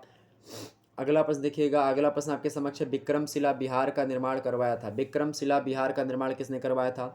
विक्रमशिला बिहार का निर्माण किसने करवाया था? देवपाल ने करवाया, या कुमारपाल ने, या राष्ट्रपाल ने, या धर्मपाल ने? तो किसने करवाया था भाई? ये धर्मपाल ने करवाया था। ऑप्शन नंबर इसका डी करेक्ट होगा। अगला प्रश्न है, ओदंतपुरी स्थित है? ओदंतपुरी कहाँ पर स्थित है? बिहार में है, या उत्तर प्रदेश में, या उड़ीसा में है, या पश्चिम बंगाल में? तो भाई ओदंतपुरी जो है ये पश्चिम बंगाल में स्थित है। ऑप्शन नंबर इसका ए करेक्ट होगा। तो ये प्रश्न आपके इम्पोर्टेंट है एग्जाम पॉइंट ऑफ व्यू से। वहीं आपसे और भी प्रश्न एक आध दो पूछा जा सकता है कि जैसे कि जो रामानंद थे वो किसके गुरु थे, तो कबीर के गुरु थे रामानंद। ओके, ये बात ध्यान रखेंगे। वैष्णव संप्रदाय से थे रामानंद। ओके, रविदास के गुरु भी कौन थे, रामानंद ही थे। बीजक के रचयिता कौन है, कबीर दास हैं। गुरु नानक का जन्म पूछ लेता तो 1469 ईस्वी में 15 अप्रैल को गुरु नानक का जन्म हुआ था। ये सब प्रश्न आप ध्यान रखेंगे। वल्लभाचार्य जी की बात की तो वल्लभाचार्य सूरदास जी के कौन है, गुरु हैं। उनके लड़के कौन है, विट्ठलनाथ। विट्ठलनाथ ने अष्टछाप के कवियों का संग्रह भी किया था। तो ये सब प्रश्न आपके एग्जाम्स में आ सकते हैं, चूंकि ये सब राष्ट्र गौरव के ही अंतर्गत आते हैं। तो सूरदास जी की रचना कौन है, सूरसागर सबसे फेमस रचना है, ये बात भी ध्यान रखेंगे। सूरदास जी जो है कृष्ण के भक्त थे। शाक्य भाव की भक्ति इनकी थी। तुलसीदास जी की भक्ति जो है दास्य भाव की भक्ति थी, ये बात ध्यान रखेंगे। विनय पात्रिका तुलसीदास जी की रचना है। ओके, रसखान की बात करते हैं कभी कभी, तो रसखान का वास्तविक नाम पूछता है एग्जाम्स में, तो रसखान का वास्तविक नाम क्या है, सैयद इब्राहिम। रसखान का वास्तविक नाम क्या है, सैयद इब्राहिम है। मीराबाई के बारे में अगर प्रश्न पूछा जाएगा तो इनका जन्म पूछा जाएगा कहाँ पर हुआ था, तो मीराबाई का जन्म कहाँ पर हुआ था, राजस्थान के आसपास हुआ था। तो ये बात आप ध्यान रखेंगे। ओके, तो ये और सती प्रथा को बंद किसने करवाया था, तो राजा राम मोहन राय का नाम आप लोगों ने सुना होगा। आर्य समाज की स्थापना के लोग करके प्रश्न पूछा जाता है, तो आर्य समाज की स्थापना किसने करी थी, दयानंद ने करी थी। ओके, वंदे मातरम के रचयिता कौन है, वंदे मातरम सुजलाम सुफलाम मातरम वंदे मातरम सस्य श्यामलम वंदे मातरम। ये जो आपका गीत है, ये वंदे मातरम गीत, ये किसने लिखा था, इसके रचयिता कौन है, बंकिम चंद्र चटर्जी। ये एग्जाम्स में बहुत बार पूछा गया है। एक रचना है बड़ी फेमस है, गोदान है, जो कि भारतीय त्रासदी यानी किसान के जीवन की या फिर गरीब लोगों की जो दुख की एक प्रकार से जो त्रासदी है, त्रासदी माने होता है घोर जो है दुख जिसको आप कहते हैं। तो इसका वर्णन गोदान एक उपन्यास है, किसका है, मुंशी प्रेमचंद जी का। तो ये बड़ा फेमस उपन्यास है। तो ये भी राष्ट्र गौरव में ऐसे प्रश्न आते रहते हैं। और प्रथम भारतीय नोबेल पुरस्कार विजेता एग्जाम्स में पूछा जाता रहा है, तो कौन है, रविन्द्रनाथ टैगोर जी हैं। कौन है, रविंद्रनाथ टैगोर जी प्रथम भारतीय नोबेल पुरस्कार के विजेता भी हैं, ये बात भी ध्यान रखेंगे। और विवेकानंद जी के बचपन का नाम क्या था, तो नरेंद्र देव उनके बचपन का नाम था, ये बात भी ध्यान रखेंगे। और भारत का पहला स्वतंत्रता संग्राम जो हुआ था, कब हुआ था, सभी को पता होगा, 1857 में हुआ था। तो ऐसे प्रश्न खास करके एग्जाम्स में आते रहते हैं। मंगल पांडे का जन्म कहाँ पर हुआ था, बलिया में हुआ था। तो ये सब प्रश्न एग्जाम्स में आते रहते हैं जनरली, तो आपको कोई चिंता करने की आवश्यकता नहीं है। ओके, काशी विद्यापीठ की स्थापना कब हुई थी, 1921 ईस्वी के आसपास हुई थी। तो ऐसे प्रश्न अगर आपसे एग्जाम से प्रश्न पूछे जाए तो आप लोग परेशान मत होइएगा। अष्टछाप के कवियों का संग्रह किसने किया था, विट्ठलनाथ ने, तो ये हमने आपको बता ही दिया पहले। सुश्रुत संहिता जो है किससे संबंधित है, तो ये भी चिकित्सा से संबंध रखती है। ओके, आर्यभट्ट जी ने कौन सा सिद्धांत दिया था, तो सूर्य सिद्धांत जो है आर्यभट्ट जी का है। शून्य की खोज करी थी और सूर्य सिद्धांत। ओके, ये किसने दिया है, आर्यभट्ट जी ने दिया है। तो ये तमाम सारी चीज़ें हैं जो कि एग्जाम्स में आती जाती रहती हैं, तो इसलिए हमने सोचा आपको बता दिया जाए। वहीं एलोरा का जो प्रसिद्ध कैलाश का मंदिर है किसके काल में बना, तो राष्ट्रकूटों के काल में एलोरा का प्रसिद्ध मंदिर जो है, कैलाश मंदिर जो है बनाया गया। ठीक, तो ये सब प्रश्न बनते रहते हैं एग्जाम्स में। आपसे मान लेते हैं अगर प्रश्न पूछ लिया जाए कि कृष्ण का प्रारंभिक उल्लेख किस ग्रंथ में मिलता है, तो छंदोग्य उपनिषद में कृष्ण का प्रारंभिक उल्लेख हम लोगों को मिलता है। ओके, राम की कथा किस ग्रंथ में नहीं मिलती है, तो जो है कदम्ब रामायण में मिलती है, दशरथ जातक उत्तर रामचरित में मिलती है। ऋग्वेद में राम जी की कथा के बारे में वर्णन नहीं मिलता है। तो एग्जाम्स में से देगा कि राम की कथा इनमें से किस ग्रंथ में नहीं मिलती है। ऑप्शन ए में देगा ऋग्वेद, बी में देगा दशरथ जातक, सी में देगा कदम्ब रामायण, डी में देगा उत्तर रामचरित। तो इन सभी में मिलती है, ऋग्वेद में खास करके कम मिलती है। ओके, और जो है किस देवता को आदिदेव कहा जाता है, तो महादेव को देवों के देव महादेव, आदिदेव कौन है, महादेव। ठीक है, रथ मंदिर जो है पगोडा जिसको कहा जाता है रथ मंदिर को, वो कहाँ पर स्थित है, तो वो महाबलीपुरम में है रथ मंदिर। ओके, तो ऐसे प्रश्न एग्जाम्स में खास करके आते रहते हैं, तो आप लोगों को पता ही होगा। रसायन विज्ञान का ज्ञाता कौन है भाई, रसायन विज्ञान के ज्ञाता कौन है, भारत में बात की है तो नागार्जुन है। कौन है, नागार्जुन। ओके, हस्त आयुर्वेद के रचनाकार कौन है, हस्त आयुर्वेद के रचनाकार कौन है, तो पालाकप्य। कौन है, पालाकप्य जो है वो हस्त आयुर्वेद के रचनाकार हैं। तो ये सब एग्जाम्स में आते आते प्रश्न रहते हैं, तो ये हमने सोचा बीच बीच में आपको ऐसे प्रश्न खुद से अवगत करवाया जाए। अब जो मैं प्रश्न नहीं लिख पाया यहाँ पर उसको मैं वैसे बता दे रहा हूँ, ताकि आपके बहुत सारे प्रश्न तैयार हो जाएँ और एक ही वीडियो के माध्यम से इसको 4 से 5 बार आप ईयरफोन लगा करके कान में, या फिर जो भी आपके पास जो है फ़ोन अवेलेबल है उसी से आप इसको अगर 4 से 5 बार सुन लेंगे, निश्चित तौर पर एग्जाम्स के पॉइंट ऑफ व्यू से बहुत ज़्यादा महत्वपूर्ण होगा और बहुत ही आपके लिए इम्पोर्टेंट है ये लेक्चर। ओके, और त्रिज्यामिति के बारे में पूछा आता है कि इसका सिद्धांत किसने दिया था, तो त्रिज्यामिति यानी कि ट्रिग्नोमेट्री जिसको आप कहते हैं उसकी सिद्धांत किसने दिया था, ये भी आर्यभट्ट ने कहीं ना कहीं पे देने का प्रयास किया है। खजुराहो के मंदिरों का निर्माण किसने करवाया था, तो चंदेलों ने करवाया था। ओके, ये बात ध्यान रखेंगे। दांडी यात्रा का आयोजन कहाँ हुआ था, ये भी प्रश्न बनता है, तो गुजरात में जो है हुआ था। सप्तांग राज का सिद्धांत किसने दिया था, सप्तांग राज का सिद्धांत किसने दिया था, मोस्ट इंपॉर्टेंट प्रश्न है, कौटिल्य ने दिया था। किसने दिया था, कौटिल्य ने दिया था। ओके, ये बात ध्यान रखेंगे। तो ये सब प्रश्न एग्जाम पॉइंट ऑफ व्यू से बड़े अच्छे थे, जो कि हमने सोचा आपको बताने चाहिए, एग्जाम पॉइंट ऑफ व्यू से अच्छे हैं। ओके, मृच्छकटिकम किसकी रचना है, मृच्छकटिकम शूद्रक की रचना है, जो है मृच्छकटिकम। और सांख्य दर्शन के आचार्य कौन है, कपिल जो मुनि है वो सांख्य दर्शन के कौन है, वो सांख्य दर्शन के क्या हैं, आचार्य हैं। ओके, संस्कृत का प्रथम व्याकरण ग्रंथ कौन सा, एग्जाम से प्रश्न पूछा गया है।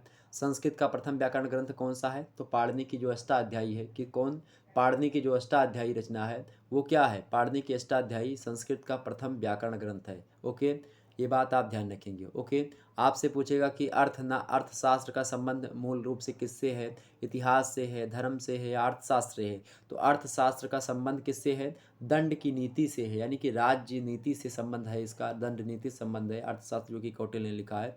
ओके, बात ध्यान रखेंगे। तो एग्जाम्स में ऐसे प्रश्न लगातार बनते रहते हैं। ओके, ये बात ध्यान रखेंगे। और ये भी प्रश्न पूछ सकता है कि क्षेत्रफल की दृष्टि से भारत का विश्व में कैथा स्थान है, तो सात आपका क्षेत्रफल की दृष्टि से विश्व का कैथा स्थान है भाई, 7वां स्थान है। ओके, चौथा स्थान है, 7वां स्थान है। जनसंख्या की दृष्टि से दूसरा स्थान है। ओके, तो ये सब आप ध्यान रखेंगे। कामसूत्र किसकी रचना है, तो वात्स्यायन की किसकी है, वात्स्यायन की रचना है कौन, कामसूत्र। ओके, कादम्बरी के रचनाकार कौन है, बाणभट्ट हैं। ओके, ये बात ध्यान रखेंगे। तो ये सब क्लियर हो गई। ओके,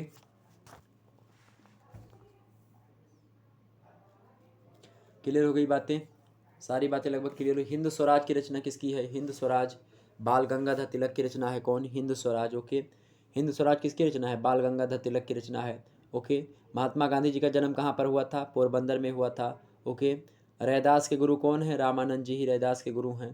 तो ये सब प्रश्न एग्जाम्स में आते आते रहते हैं। भारत में 4 मठों की स्थापना किसने करी थी, किस दार्शनिक ने करी थी, शंकराचार्य ने भारत में 4 मठों की स्थापना करी है, ये बात भी ध्यान रखेंगे। ओके, तो ये सब एग्जाम से पूछे आते रहते हैं। ओके, समझ में आ रही है। तो ये सब प्रश्न एग्जाम्स में आप पूछे, आपसे पूछ सकता है कि रामायण में कुल कितने कांड हैं, तो आप बताएंगे कितने कांड हैं, 7 कांड हैं। तुलसीदास जी के बचपन का क्या नाम था, राम बोला नाम था। हर्षचरित्र एक रचना है, बड़ी फेमस है, किसकी है, बाणभट्ट की है। कौन सी रचना, हर्षचरित्र। ओके, कल्हड़ की कौन सी रचना है, राजतरंगिणी, बड़ी फेमस है, एग्जाम से में आता आता रहता है।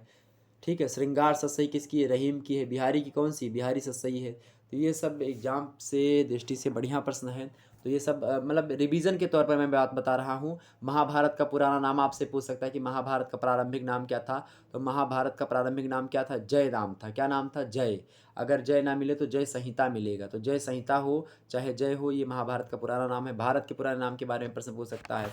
ओके, भारत के बारे में पूछ सकता है, तो ये बात आप ध्यान रखेंगे। आईने अकबरी किस शासक के काल की जानकारी देती, तो आईने अकबरी जो है अकबर के बारे में जानकारी देती, खास करके अकबरनामा किसने लिखा था, अबुल फजल ने लिखा था अकबरनामा। ओके, ये सब ध्यान रखेंगे, एग्जाम पॉइंट ऑफ व्यू से अच्छे प्रश्न है। लोथल कहाँ स्थित है, तो गुजरात में लोथल स्थित है। ओके, तो ये सब प्रश्न आने वाले समय में जो है आ सकते हैं। और प्राचीन ईरानी देवता एक नाम है अहुर। अहुर जो है किस वैदिक देवता से मिलता जुलता है, तो अहुर यानी कि इंद्र से मिलते जुलते हैं। ओके, आइए हम आगे बढ़ते हैं और भी प्रश्नों को समझने का प्रयास करते हैं। तो बहुत सारे प्रश्न हमने यहीं पर वैसे आपको बता दिए। अगला प्रश्न है आपका, प्रश्न क्या दिया हुआ है देखने का प्रयास करें सभी लोग। अगला प्रश्न है कि हड़प्पा संस्कृति किस युग की है, हड़प्पा संस्कृति किस युग की, भाई हड़प्पा संस्कृति किस युग की है आपकी, तो हड़प्पा सभ्यता आपकी किस युग की है, ताम्र एवं कांस्य युग की जो है हड़प्पा सभ्यता, ऑप्शन नंबर इसका भी करेक्ट होगा। अगला प्रश्न आपके समक्ष है, वैदिक राजनीतिक संगठन की सर्वोच्च इकाई क्या है, जन है, ग्राम है, विश्व है, परिवार है। तो वैदिक राजनीतिक संगठन की जो सर्वोच्च इकाई होती है उसको विश्व के नाम से आना था, ऑप्शन नंबर इसका बी करेक्ट होगा। वहीं अगला प्रश्न आप लोग देखिएगा कि वैदिक समाज में शिक्षा का संबंध किस आश्रम से था, वैदिक समाज में शिक्षा का संबंध किस आश्रम से था, वैदिक समाज में शिक्षा का संबंध किस आश्रम से था भाई, तो बच्चा जो है भारत में खास करके 4 आश्रम जो है फेमस हैं, कौन कौन से 4 आश्रम व्यवस्था में 4 आश्रम बाँटे गए थे 25-25 साल के। किसी व्यक्ति की एज को 100 वर्ष मान करके, मतलब कि औसत आयु 100 साल कोई व्यक्ति जिएगा, इसके हिसाब से 4 जो है आश्रम बनाए गए थे 25-25 सालों पर। शुरुआत का जो पहला आश्रम होता है उसको ब्रह्मचर्य आश्रम कहते हैं, और उसी में बच्चा मतलब अध्ययन वगैरह करता है, यानी कि शिक्षा जो है का अध्ययन यहीं पर करता है, गुरुकुल वगैरह में जाता है ब्रह्मचर्य आश्रम में। ओके। दूसरा तो ये 0 से लेकर के 25 साल तक का समय आपका ब्रह्मचर्य आश्रम होता है। दूसरा आश्रम आपका होता है गृहस्थ आश्रम। आपकी शादी हो जाती है और 25 साल से लेकर के 50 साल का जो एज है, आप जो है शादी में यानी घर में एंजॉय करो और घर के जो कार्य काज हैं उसको संभालो, वो सब करो। तो ये आपका ब्रह्मचर्य मतलब गृहस्थ आश्रम होगा। फिर गृहस्थ आश्रम के बाद में क्या होता है कि जब आपकी 50 साल की अवस्था पूर्ण हो जाती है और 75 तक की अवस्था, यानी कि 25 साल की ये अवस्था जो होती है, इसको वानप्रस्थ आश्रम कहते हैं। वानप्रस्थ आश्रम क्या होता है? इन जंगल की ओर प्रस्थान करना। ये भी एक प्रकार से बड़ा फेमस जो है आश्रम है। और वानप्रस्थ आश्रम में क्या होता है कि आप झूठ ना बोलो, किसी का बनाया बनाया मतलब मत खाओ अलग अलग से, कहीं पर खुद बनाओ, कंदमूल हो सकता है, एक टाइम भोजन करो, इस प्रकार से तमाम सारी बातें कही गई हैं। ठीक। हालांकि आपकी एग्जाम पॉइंट ऑफ व्यू से उतना डीप में नहीं पढ़ा आएगा प्रश्न, ये सोशियोलॉजी में आता है इतना डीप में प्रश्न। अगला है आपका डी वाला जो है, ये 75 साल से लेकर के 100 साल की अवस्था तक, या फिर जब तक आप जिंदा रहें तब तक की बात कर रहे हैं। तो ये आपका संन्यास आश्रम आता है। उसके बाद में क्या करेंगे?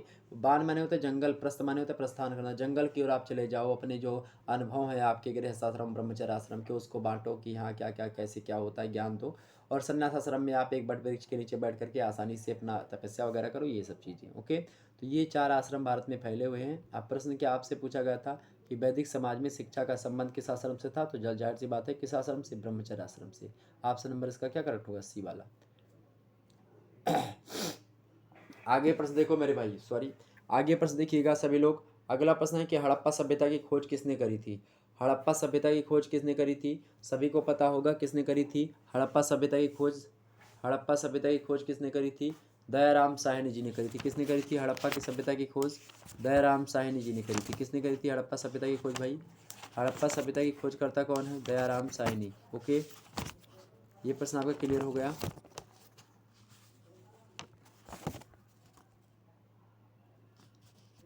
और सिंधु सभ्यता की खोज करता पूछे तो भी दयाराम साहनी जी हैं। ओके। और मोहनजोदाड़ो के बारे में अगर पूछता है तो राखालदास बनर्जी लगाइएगा। मोहनजोदाड़ो की उत्खनन किसने करवाया था? जो है आर डी बनर्जी यानी राखालदास बनर्जी। सिंधु सभ्यता की खोज करता दयाराम साहनी जी हैं। ओके। वैसे खुदाई किसने करी थी या खोज किसने करी थी, लगभग इसमें दोनों में थोड़ा सा डिफरेंट होता है। तो कभी कभी किसी किसी बुक में आप सर जॉन मार्शल का नाम आता है कि उन्होंने सिंधु सभ्यता की खोज करता वो है, लेकिन खुदाई वगैरह करी दयाराम साहनी वगैरह ने, तो इसलिए दयाराम साहनी लगाइए, ज़्यादा बेटर है। ओके, आगे देखते हैं। दयाराम साहनी ऑप्शन नंबर इसका सी करेक्ट होगा। अगला प्रश्न देखिएगा, मतलब किन ग्रंथों को वेदांत भी कहा जाता है? तो वेदों को पढ़ने के लिए या वेदों को अच्छे तरीके से समझने के लिए 6 प्रकार के वेदांत हैं। और तो वेद तो होंगे नहीं, ना पुराणों को कहा जाएगा, महाकाव्यों को भी नहीं कहा जाता, तो उपनिषद जो हैं उन्हीं को वेदांत कहा जाता है। तो ये 6 वेदांत हैं जिनके माध्यम से वेदों को पढ़ा जाता है, वेदों को समझ सके। अगला प्रश्न, सत्यमेव जयते किस उपनिषद से लिया गया? तो मुंडक उपनिषद से लिया गया। ऑप्शन नंबर ए करेक्ट होगा। अगला प्रश्न देखिएगा, 4 आश्रमों का सर्वप्रथम उल्लेख कहाँ पर मिलता है? वेदों में, उपनिषदों में, पुराणों में, रामायण में। तो उपनिषदों में सबसे पहले 4 आश्रमों का वर्णन मिलता है, जो है ब्रह्मचर्य आश्रम और गृहस्थ आश्रम, संन्यास आश्रम, और सॉरी वानप्रस्थ आश्रम और संन्यास आश्रम। अगला प्रश्न, त्रिरत्न किस धर्म से संबंधित है? तो त्रिरत्न क्या किससे संबंधित है? जैन धर्म से संबंधित है त्रिरत्न। ऑप्शन नंबर इसका ए करेक्ट होगा। वहीं अगला प्रश्न देखिएगा आप सभी लोग। अगला प्रश्न आपके समक्ष है, उपनिषदों का मुख्य विषय क्या है? उपनिषदों का मुख्य विषय क्या है? तो उपनिषदों का मुख्य विषय क्या है भाई? दर्शन शास्त्र। क्या है? दर्शन है। ऑप्शन नंबर इसका बी करेक्ट होगा। अगला प्रश्न है आपके समक्ष, जैन धर्म के प्रथम तीर्थंकर कौन थे? जैन धर्म के प्रथम तीर्थंकर कौन थे? ऋषभ देव थे। कौन थे? ऋषभ देव। ऑप्शन नंबर इसका जो है सी करेक्ट होगा, प्रथम तीर्थंकर थे। और इनको परिवर्तन का श्रेय भी जाता है, जैन धर्म के प्रवर्तक भी ऋषभदेव को कहा जाता है, लेकिन मतलब कि जो है क्या बोलते हैं उसको, वास्तविक परिवर्तक महावीर स्वामी को कहा जाता है। अगला प्रश्न है, वर्धमान किसका नाम था? वर्धमान किसका नाम था? महावीर बुद्ध का नहीं, महात्मा बुद्ध का नहीं, पार्श्वनाथ का, ऋषभदेव का इनका नहीं था। महावीर जो थे उनका नाम क्या था? पहले वर्धमान था। ओके। अगला प्रश्न आपके समक्ष है, हीनयान और महायान ये 2 पंथ हैं, तो ये किस धर्म से संबंधित हैं? हीनयान और महायान ये बौद्ध धर्म से संबंधित हैं। बौद्ध धर्म से। किससे हैं? बौद्ध धर्म से। ऑप्शन नंबर इसका बी करेक्ट होगा। हीनयान और महायान बौद्ध धर्म से संबंधित हैं। अगला प्रश्न देखिएगा, अष्टांग योग किस दर्शन से संबंधित है? अष्टांग योग जो था आपका किस दर्शन से संबंधित है भाई?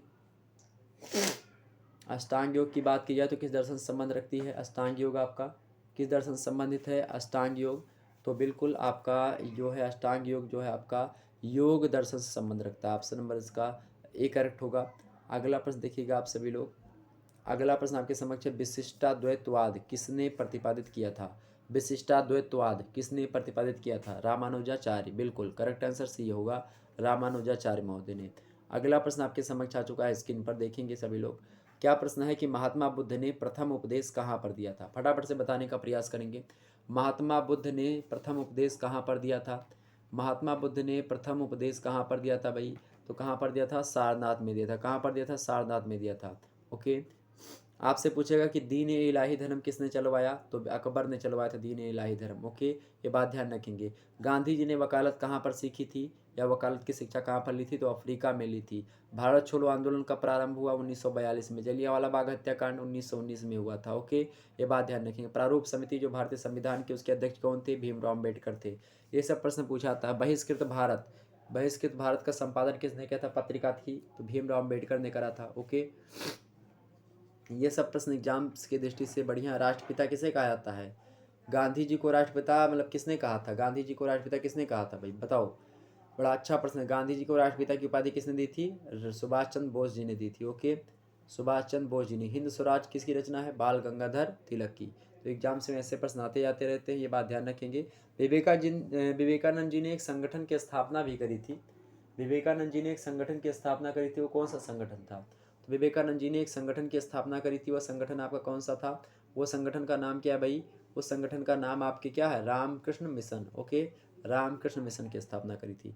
और शिकागो के जो है विश्व धर्म सम्मेलन में भारत का प्रतिनिधित्व किसने किया था? तो इन्हीं ने किया था, जो है विवेकानंद जी ने ही किया था। ओके, अगला प्रश्न देखते हैं। चार आर्य सत्य, चार आर्य सत्य जो है किससे संबंधित हैं? बौद्ध धर्म से, जैन धर्म से, बौद्ध जैन दोनों से, या शैव धर्म से?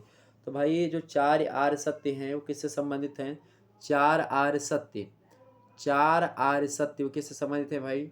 प्रश्न बड़ा ही अच्छा है। आपसे पूछ लेगा कि चार आर्य सत्य किससे संबंधित है? तो ये बौद्ध धर्म से। ऑप्शन नंबर इसका ए करेक्ट होगा। अगला प्रश्न आपके समक्ष है, कुतुब मीनार किस पत्थर से निर्मित है? लाल बलुआ पत्थर से बना है कुतुब मीनार। ऑप्शन नंबर इसका बी करेक्ट होगा। अगला प्रश्न है, प्रसिद्ध मयूर सिंहासन किस मुगल शासक से संबंधित था? तो भाई मयूर सिंहासन की बात की जाए तो ये शाहजहां ने बनवाया था। किसने बनवाया था? मयूर सिंहासन को शाहजहां ने बनवाया था। आपका ऑप्शन नंबर इसका सी करेक्ट होगा। ओके, उसके बाद में उसके लड़के वगैरह भी बैठे थे मयूर सिंहासन पर। वैसे हुमायूं के बारे में भी नाम आता है, लेकिन से शाहजहां ने खास कर बनवाया था। आप नेट वगैरह पे देखेंगे तो यही करेक्ट आंसर होगा, सी ऑप्शन शाहजहां। अगला प्रश्न, दिल्ली का लाल किला किस नदी के किनारे स्थित था? यानी कि है दिल्ली का लाल किला किस नदी के है? चंबल के नदी किनारे है, सरयू की। तो सरयू नदी किनारे कौन सी है भाई? सरयू नदी किनारे क्या है? अयोध्या है। सरयू नदी किनारे क्या है? अयोध्या है।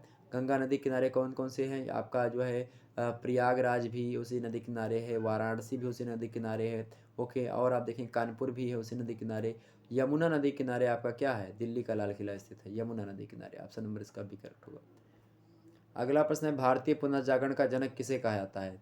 भारतीय पुनर्जागरण का जनक किसे कहा जाता है? स्वामी दयानंद को नहीं, विवेकानंद को नहीं, महात्मा गांधी को नहीं, राजा राम मोहन राय को भारतीय पुनर्जागरण का क्या कहा जाता है? जनक कहा जाता है, पिता कहा जाता है। अगला प्रश्न देखिएगा आप सभी लोग फटाफट से। ब्रह्म समाज के संस्थापक कौन थे? ब्रह्म समाज के संस्थापक कौन थे भाई? ब्रह्म समाज के संस्थापक कौन थे? फटाफट से बताने का प्रयास करो जितने भी लोग देख रहे हो। ब्रह्म समाज के संस्थापक कौन थे भाई? ब्रह्म समाज के संस्थापक कौन है भाई? राजा राम मोहन राय जी हैं ब्रह्म समाज के संस्थापक। ऑप्शन नंबर इसका ए करेक्ट है, राजा राम मोहन राय ब्रह्म समाज के संस्थापक। तो 3 से 4 बार अगर वीडियो को आप सुनेंगे आपको याद हो जाएगा, सारे का सारा प्रश्न आपके दिमाग में छप जाएगा, याद करने की भी आवश्यकता आपको नहीं पड़ेगी। प्रेमचंद द्वारा रचित पुस्तक कौन सी? विनय पात्रिका तुलसीदास जी की है, सत्यार्थ प्रकाश गोविंद ये सब है, ये नहीं इनकी। तो गोदान जो है यही है आपका उपन्यास है, डी ऑप्शन करेक्ट होगा। ओके, विनय प्रेमचंद जी की रचना है। अगला प्रश्न, विवेकानंद के आध्यात्मिक गुरु कौन थे? तो रामकृष्ण परमहंस, इसीलिए रामकृष्ण मिशन की स्थापना भी इन्होंने करी थी। तो रामकृष्ण मिशन की स्थापना किसने करी थी? विवेकानंद ने करी थी। इनके गुरु का क्या नाम था? आध्यात्मिक गुरु कौन थे? रामकृष्ण परमहंस इनके आध्यात्मिक गुरु थे। ऑप्शन नंबर इसका कौन होगा? ए करेक्ट होगा। अगला प्रश्न देखिएगा, शिकागो वाला प्रश्न देख लिया, यहाँ पर पूछ भी लिया गया आपसे। शिकागो के विश्व धर्म सम्मेलन में भारत का प्रतिनिधित्व किसने किया था? प्रश्न क्या है कि शिकागो के विश्व धर्म सम्मेलन में भारत का प्रतिनिधित्व किसने किया था? ऑप्शन ए है दयानंद ने, ऑप्शन बी है राजा राम मोहन राय ने, या बी सी दिया है विवेकानंद ने, या डी दिया है नन ऑफ दीज एनी एनोटी, इनमें से कोई नहीं।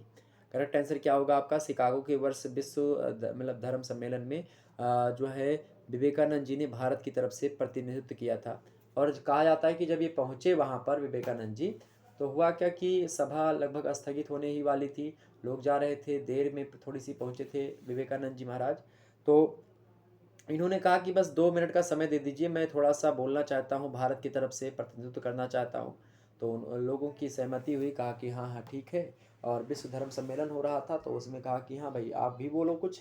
तो विवेकानंद महाराज ने कहा क्या, और सबसे पहली बात देखिए, विश्व बंधुत्व की बात जो किसी बंदे ने करी है तो स्वामी विवेकानंद जी ने करी है। विश्व बंधुत्व की बात करने वाला प्रथम प्राणी, प्रथम व्यक्ति कौन है? विवेकानंद जी हैं। युवाओं के एक प्रकार से प्रणेता, मतलब युवाओं के एक प्रकार से मार्गदर्शक भी आज बने हुए हैं विवेकानंद महाराज। ओके, वही आपका वो चोंगा जो होता है पहनने वाला, क्या बोलते हैं उसको, जो पहना जाता है, पोंगा या कुछ बोलते हैं उसको, जो पहना जाता है कि भगवा कलर का होता है, वही पहने हुए, सर में जो है पगड़ी बांधे हुए पहुँचे वहाँ पर अमेरिका में। और जब चढ़े वहाँ पर माइक के लिए 2 मिनट के लिए बोलने के लिए कहा गया, जो मेंबर थे वहाँ के, उन्होंने कहा कि 2 मिनट आप बोलिए। हाँ भाई, तो ये पहुँचे और तुरंत अंग्रेजी में ही भाषण दिया। क्या बोला विवेकानंद जी ने? क्या बोला विवेकानंद जी ने? वहाँ पर कहा कि भाइयों और बहनों तो सभी लोग कहते हैं, मतलब कि उन्होंने कहा, क्या कहा बोला, उन्होंने कहा कि जो है सिस्टर्स एंड ब्रदर्स, अंग्रेजी में बोला कि sisters and brothers of America, कि मतलब अमेरिका के भाइयों और बहनों, इस प्रकार से। मतलब अब देखिए वहाँ पर सभी लोग क्या कह रहे थे, यहाँ पर भाइयों बहनों तो उन्हीं के से जो है आज देख रहे हैं कि सभी लोग बोल रहे हैं भाइयों बहनों, ये वो नेता लोग आजकल के देख रहे होंगे आप। तो वो किसकी देन है? ये विवेकानंद जी महाराज ने ही दिया है, जो विश्व बंधुत्व, यानी कि सब अमेरिका के लोग हमारे भाई हैं, वहाँ की जो स्त्रियाँ हैं वो बहनें हैं, इस प्रकार से उनके मंतव्य थे। तो देखिए भगवान राम के भी यही मंतव्य थे। भगवान राम का क्या नाम था? आज रामनवमी है तो उसके उपलक्ष्य में एक जो है राम, भगवान राम क्या कहते थे, तो मर्यादा पुरुषोत्तम प्रभु श्री रामचंद्र का कथन था कि दुनिया में, उन्होंने कहा था कि अपनी नारी को छोड़ सभी, एक पंक्ति है कि अपनी नारी को छोड़ सभी, दुनिया में जितनी नारी हैं, रिश्ते में मेरे कुछ और नहीं, माँ बेटी बहन हमारी है। क्या कहा? अब देखिए इतनी बड़ी बात रामचंद्र भगवान ने कहा, और जो उन्होंने किया आज हम लोगों को करना चाहिए, चाहे वो हिंदू हो, चाहे मुसलमान हो, सिख हो, ईसाई हो। अच्छाई हर एक धर्म से ग्रहण करनी चाहिए, और बुराई अगर आपके धर्म में है तो उसको निकालने का प्रयत्न भी आपको करना चाहिए, चाहे जिस भी धर्म हो, तो उसको मानना चाहिए कि हमारे धर्म में ये बुराई है, अगर ये नहीं होती तो मेरा धर्म और अच्छा होता। ऐसे आपको करना चाहिए, ना कि आप दूसरे धर्म की बुराई ढूंढो। आप अपने धर्म की बुराइयों को ढूंढो, और जब सभी लोग अपने धर्म की बुराइयों को ढूंढेंगे तो खुद ही निकाल देंगे। कोई जो है परपंच और कोई भी ये सब लड़ाई झगड़ा की जो बात है होगी ही नहीं। ठीक है, तो ये सब चीज़ें हैं। रामचंद्र जी ने क्या कहा कि बस अपनी नारी को छोड़ सभी, दुनिया में जितनी नारी है, रिश्ते में मेरे कुछ और नहीं, माँ बेटी बहन हमारी है। और वही बात स्वामी विवेकानंद जी ने कहा कि जो है sisters and brothers of America. जैसे इतना कहा श्री मतलब कि स्वामी जी ने, जैसे इतना कहा वहाँ पर शिकागो में, तुरंत जो है तालियों की गड़गड़ाहट, सभी लोगों के बारे, बाप रे इतनी ऊंची बात बोल दिया। भाइयों बहनों, आज तक किसी ने इतना प्रोनाउन, मतलब कितना जो है सही तरीके से वो संचालन कभी आज तक किसने किया, अभी तक किसी ने बोला। सभी लोग जो है बस 2 मिनट तक तालियां तालियां पीटते रहे। वहीं शिकागो के उस सभा में तालियां ही गूंजती रहीं 2 मिनट तक। कुछ स्वामी विवेकानंद उसके आगे बोले ही नहीं। उसके बाद में कहा कि भाई बोलो जो कुछ बोलना है, बहुत सारी बातें हुई उसके बाद में। ये चीज़ें, ये प्रभुत्व देखिए, ये एक प्रकार से अपने जो है गौरव करिए स्वामी जी पर। ठीक, आगे देखते हैं।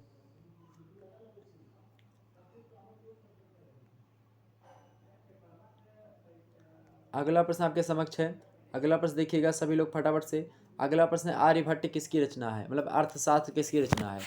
अर्थशास्त्र किसकी रचना, फटाफट से बताने का प्रयास करेंगे। अर्थशास्त्र किसकी रचना है? अच्छा, एक प्रश्न और पूछा जाएगा कि मान लेते हैं कि दिल्ली का जो लाल किला है किस शासक ने बनवाया था? शाहजहां ने ही बनवाया था।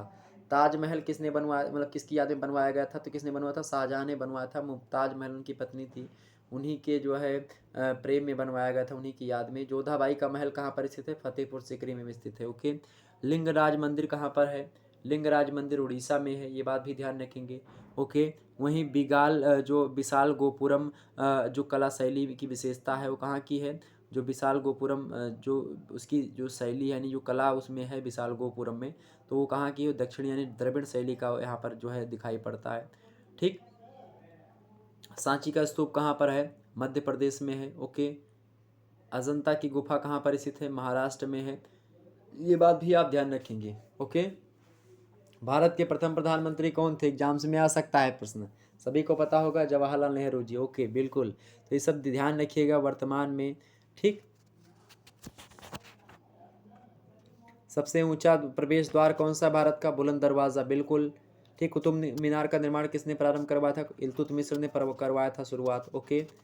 और भारत का जो राष्ट्र ध्वज है उसमें जो चक्र कहाँ जो लिया गया है वो कहाँ से लिया गया? तो अशोक के स्तंभ से लिया गया। ओके, ये बात ध्यान रखेंगे।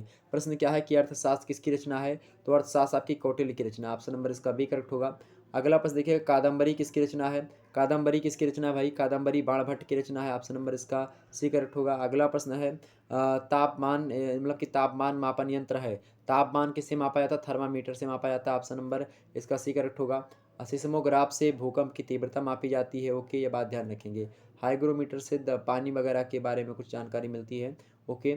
वहीं बैरोमीटर से वायुमंडलीय दबाव का मापन लगभग किया जाता है मेरे हिसाब से, जहाँ तक अभी शायद सही है, मतलब कि शायद है लेकिन सही ही होगा लगभग।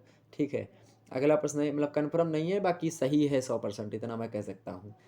तो एलोरा कैलाश मंदिर का निर्माण किन शासकों ने करवाया था? और आएगा नहीं वो प्रश्न। तो एलोरा कैलाश मंदिर का निर्माण किन शासकों ने करवाया था? तो एलोरा कैलाश मंदिर का निर्माण किसने करवाया था? राष्ट्रकूटों ने करवाया था, ऑप्शन नंबर इसका सी करेक्ट होगा। अगला प्रश्न है, प्रयाग प्रशस्त मतलब प्रयाग स्तंभ संबंधित है किससे? समुद्रगुप्त से। समुद्रगुप्त ने जो है 100 से युद्ध अधिक लड़ा, जीता, और भारत का नेपोलियन कहा जाता है समुद्रगुप्त को। के बाद भी ध्यान रखेंगे। ओके, आज तक कोई युद्ध हारा नहीं था समुद्रगुप्त। अगला प्रश्न, ताजमहल कहाँ पर स्थित है? तो आगरा में स्थित है, किसने बनवाया था? शाहजहां ने। अगला प्रश्न, लाल किला कहाँ पर स्थित है? दिल्ली में स्थित है। लाल किला कहाँ पर है? दिल्ली में है। अगला प्रश्न है, हिंदू धर्म ग्रंथ के अनुसार, हिंदू धर्म के अनुसार इनमें से चौथा एवं अंतिम आश्रम कौन सा है? तो संन्यास आश्रम। पहला आश्रम आपका पूछे तो ब्रह्मचार्य आश्रम, दूसरा आश्रम गृहस्थ आश्रम, तीसरा आश्रम वानप्रस्थ आश्रम, चौथा आश्रम संन्यास आश्रम। ऑप्शन डी इसका करेक्ट आंसर होगा। ओके। अगला प्रश्न है, आश्रम व्यवस्था में क्या नहीं आता है? तो ब्रह्मचार्य आश्रम आता है, वानप्रस्थ आता है, संन्यास आश्रम आता है, वाल्मीकि आश्रम कोई आश्रम नहीं है, ऑप्शन नंबर इसका बी करेक्ट होगा। अगला प्रश्न देखिएगा, अगला प्रश्न आपके समक्ष है, 50 वर्ष की आयु होने पर 50 वर्ष की आयु होने पर व्यक्ति किस आश्रम में प्रवेश करता है? 50 वर्ष की आयु होने पर व्यक्ति किस आश्रम में प्रवेश करता है? तो आपको पता है कि 0 से लेकर के 25 तक ब्रह्मचर्य आश्रम, उसके बाद में 0 से मतलब 25 से 50 तक गृहस्थ आश्रम, उसके बाद में जब 50 साल पूरे हो जाते हैं व्यक्ति के, उसके बाद में वो वानप्रस्थ आश्रम में प्रवेश करता है। तो ऑप्शन नंबर इसका कौन सा करेक्ट होगा? सी वाला करेक्ट होगा। ओके। अगला प्रश्न है, गौतम धर्म सूत्र के अनुसार मनुष्य के जीवन में संस्कार कितने होते हैं? तो गौतम धर्म सूत्र के अनुसार बात की जाए तो 40 संस्कार हैं। कितने संस्कार हैं? 40 संस्कार हैं। लेकिन वास्तविक रूप से अगर बात की जाए तो जो मान्यता प्राप्त है कितने संस्कारों की? 16 संस्कार जो हैं वो बताए गए हैं। ओके, ये बात ध्यान रखेंगे। आगे देखते हैं, अगला प्रश्न है, व्यक्ति संन्यास आश्रम में प्रवेश करता है। व्यक्ति संन्यास आश्रम में कब प्रवेश करता है? 75 वर्ष के पश्चात जो है व्यक्ति संन्यास आश्रम में प्रवेश करता है। ओके, ये बात ध्यान रखेंगे। सांची स्तूप किस काल से संबंधित है? तो मौर्य काल जब था उसी समय से संबंधित है। नागानंद किसकी रचना है? तो हर्षवर्धन की रचना है नागानंद। ओके, ये बात ध्यान रखेंगे। कोणार्क मंदिर कहाँ पर है? तो उड़ीसा में स्थित है। ओके, ये सब प्रश्न भी बन सकता है एग्जाम पॉइंट ऑफ व्यू से, बढ़िया है।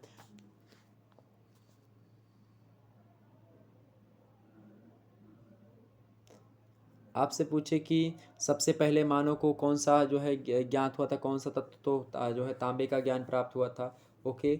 मेहरौली का जो लौह स्तंभ है किस काल में बना था? तो गुप्त काल में बना था। गुप्त काल को स्वर्ण काल भी कहा जाता है।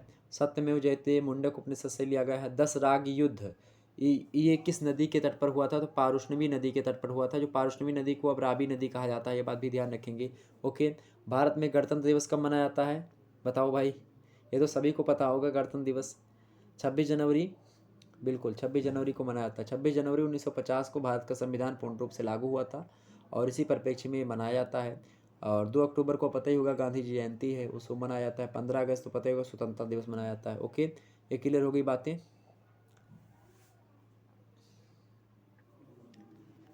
ये सब एग्जाम पॉइंट ऑफ व्यू से अच्छे प्रश्न जो कि हमने सोचा आपको बता दिया जाए। क्लियर हो गई बातें, क्लियर हो गई। अच्छा, जो भारतीय राष्ट्रगान है, यानी जो भारत का राष्ट्रगान जन गण मन अधिनायक जय हे भारत भाग्य विधाता, ये जो पंक्तियां हैं ये किसने लिखी है? तो ये रविन्द्रनाथ टैगोर जी ने लिखी। किसने लिखी? रविन्द्रनाथ टैगोर। और राष्ट्रगीत जो है यानी कि जो सुजलाम सुफलाम है, किसने लिखा? बंकिम चंद्र चटर्जी ने लिखा है। ओके, ये दोनों प्रश्न याद रखिएगा, एग्जाम से में आ सकता है। ओके, ये बात ध्यान रखेंगे। आगे बढ़ा जाए। अच्छा, अशोक ने कलिंग पर आक्रमण कब किया था? 261 ईसा पूर्व में किया था, ये बात भी ध्यान रखेंगे। आगे बढ़ते हैं, अगला प्रश्न।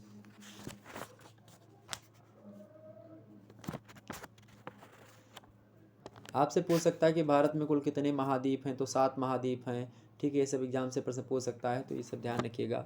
ठीक, भारत की जनसंख्या की दृष्टि से कितना है, क्षेत्रफल की दृष्टि से तो बताया ही। क्षेत्रफल में 7वां स्थान रखता है भारत। ओके, पहला स्थान पर रूस है। ठीक, दूसरे पे कनाडा, तीसरे पे आपका अमेरिका पड़ता है शायद, या फिर चीन। तीसरे पे अमेरिका, चौथे पे चीन, और पाँचवें पे इस प्रकार से पड़ता है। ठीक, ब्राज़ील आपका। तो ये सब, और छठवें पे ऑस्ट्रेलिया, सातवें भारत आपका। ओके, तो ये सब क्लियर हो गई बातें, ये सब क्लियर हो गई। आगे बढ़ा जाए, आगे बढ़ा जाए भाई। अच्छा, कभी कभी लोक गीतों से प्रश्न पूछ लिया आता है।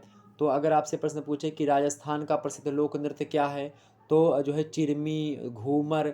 आप देखेंगे राजस्थान का घूमर, घूमर वो पद्मावती मूवी देखा होगा, उसमें जो दीपिका पादुकोण को देखा होगा आप लोगों ने, घूमर, घूमर पर नृत्य किया उन्होंने। तो वो घूमर और कालबेलिया, चिरमी, ये सब राजस्थान का प्रसिद्ध लोक नृत्य है। ओके, गुजरात की प्रसिद्ध नृत्य क्या है? आपसे एग्जाम से प्रश्न बन सकता है। तो गरबा जो है ये कहाँ का है? गुजरात का है। पंजाब का क्या है? भांगड़ा और गिद्दा। क्या है? भांगड़ा और गिद्दा लोक नृत्य है, कहाँ का? पंजाब का। बाउल कहाँ से संबंध रखता है? तो राजस्थान से ही बाउल संबंध रखता है। ओके, ये बात ध्यान रखेंगे। पंडित शिव कुमार जी, पंडित शिव कुमार शर्मा एक व्यक्ति हैं जो कि बहुत बढ़िया वादन करते थे। किसका? तो संतूर बजाया करते थे। क्या बजाया करते थे? संतूर वादक थे पंडित जो है शिव कुमार शर्मा जी। उस्ताद जाकिर हुसैन किसके भाई मशहूर हैं? तबला और संतूर। तबला और संतूर दोनों बजाने में माहिर थे। कौन? उस्ताद जाकिर हुसैन। ओके, ये बात ध्यान रखेंगे। आपसे पूछ सकता है जो है कार्बेट राष्ट्रीय उद्यान कहाँ पर है? तो उत्तराखंड में कार्बेट राष्ट्रीय उद्यान। ओके, ये बात ध्यान रखेंगे। और जो है दुधवा राष्ट्रीय उद्यान कहाँ पर है? तो उत्तर प्रदेश में ही है, लखीमपुर खीरी में पड़ता है दुधवा राष्ट्रीय उद्यान। ओके, ये बात ध्यान रखेंगे। और आरंगा पक्षी विहार कहाँ पर है? तो हमारे घर के पास में ही पड़ता, थोड़ी दूर पर आरंगा पक्षी विहार गोंडा में स्थित है। ओके, ये बात ध्यान रखेंगे, यूपी में। ओके, रतौंधी किस रोग से होता है? तो विटामिन विटामिन के बारे में पूछ सकता है प्रश्न। रतौंधी विटामिन ए से, बेरी बेरी विटामिन बी से, ये सब प्रश्न पूछ सकता है। ओके, ये बात ध्यान रखेंगे। बैक्टीरिया द्वारा कौन सा रोग होता है? टेटनस होता है। ओके, मीथेन गैस कहाँ से निकलती है? धान से निकलती है। तो ये सामान्य प्रश्न एग्जाम से पूछा सकता है। ओके, जल प्रदूषण अधिनियम कब लागू किया गया था? तो 1974 में लागू किया गया था, 13 मार्च को। प्रदूषण मुक्त भोजन बन सकता है किससे? एलपीजी से बनाया जाता है। ओके, ये बात ध्यान रखेंगे। सौरमंडल का सबसे ठंडा ग्रह कौन सा है? अरुण। तो ये सब प्रश्न हो सकता है एग्जाम्स में आ जाए आपके, तो ध्यान रखिएगा। ओके, चलिए हम आगे बढ़ते हैं और इन मुद्दों को समझने का प्रयास करते हैं।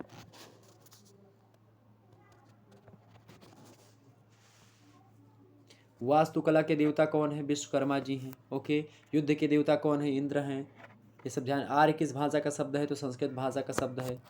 ये सब आप ध्यान रखेंगे। सारे जहाँ से अच्छा हिंदोसिता हमारा, ये किसने लिखा? तो मोहम्मद इकबाल की रचना है ये। ओके, वयम राष्ट्रे जागरियामा पुरोहिता, ये किस धर्मशास्त्र में लिखा गया? तो यजुर्वेद का ये है। ओके, तो ये सब पूछा गया एग्जाम्स में। आइए देखते हैं आगे हम अगला जो है प्रश्न आपके समक्ष क्या गया। अगला प्रश्न आपके समक्ष आ चुका है भाई। अगला प्रश्न है आपके समक्ष, देखिएगा सभी लोग। अगला प्रश्न है कॉन्स्टिट्यूट मतलब कि कॉन्स्टिट्यूएंट असेंबली, जो कॉन्स्टिट्यूएंट असेंबली थी यानी कि जो संविधान सभा थी, तो संविधान सभा के अध्यक्ष कौन थे? तो संविधान सभा के अध्यक्ष तो थे भाई कौन? डॉक्टर राजेंद्र प्रसाद। लेकिन अगर पूछे अस्थायी अध्यक्ष कौन थे? तो डॉक्टर राजेंद्र प्रसाद ही थे। अस्थायी अगर पूछे तो कौन थे? डॉक्टर सच्चिदानंद सिन्हा थे। ओके, ये बात ध्यान रखेंगे। अगला प्रश्न, गुरु नानक का जन्म कहाँ पर हुआ था? तलवंडी लाहौर में गुरु नानक जी का जन्म हुआ था। ऑप्शन नंबर इसका सी करेक्ट होगा। अगला प्रश्न देखिएगा, नीति आयोग का पूरा नाम क्या है भाई? नीति आयोग का पूरा नाम क्या है? National infrastructure for transforming India. क्या? National infrastructure for transforming India. ये ऑप्शन नंबर बी में दिया है, यही करेक्ट आंसर होगा। अगला प्रश्न आपके समक्ष है, पंचायती राज व्यवस्था भारत के संविधान में निम्न में से किस संविधान संशोधन के द्वारा लाई गई थी? तो 73वां संविधान संशोधन हुआ था, 73वें संविधान संशोधन के द्वारा लाई गई। ओके, ऑप्शन नंबर इसका सी करेक्ट होगा। अगला प्रश्न आपके समक्ष है, मिनी कॉन्स्टिट्यूशन किस संविधान को कहा जाता है? 42वें संविधान संशोधन को। तो ये सभी प्रश्न आ सकता है। अगला प्रश्न, एक प्रधान, एक विधान और एक निशान, ये नारा किसने दिया था? तो श्यामा प्रसाद मुखर्जी जी ने दिया। किसने दिया था? श्यामा प्रसाद मुखर्जी जी ने दिया था। कौन सा नारा? ये नारा है कौन सा भाई? एक प्रधान, एक विधान और एक निशान। अगला प्रश्न देखिएगा, धारा 370 और 35A, धारा 370 और 35A जम्मू कश्मीर से कब हटाई गई थी? तो 5 अगस्त 2019 के जो है को हटाई गई थी। कब? जो 370 और सेक्शन 35 से जो है धारा जो है, जो कि उसको एक विशेष राज्य का दर्जा प्रदान करता था जम्मू कश्मीर को, तो वो धारा 370 कब हटी? 5 अगस्त 2019 को। ओके, प्रस्ताव पारित किया गया राज्यसभा, उसके बाद में फिर लोकसभा में 7 अगस्त को जाता है, वो पारित होता है।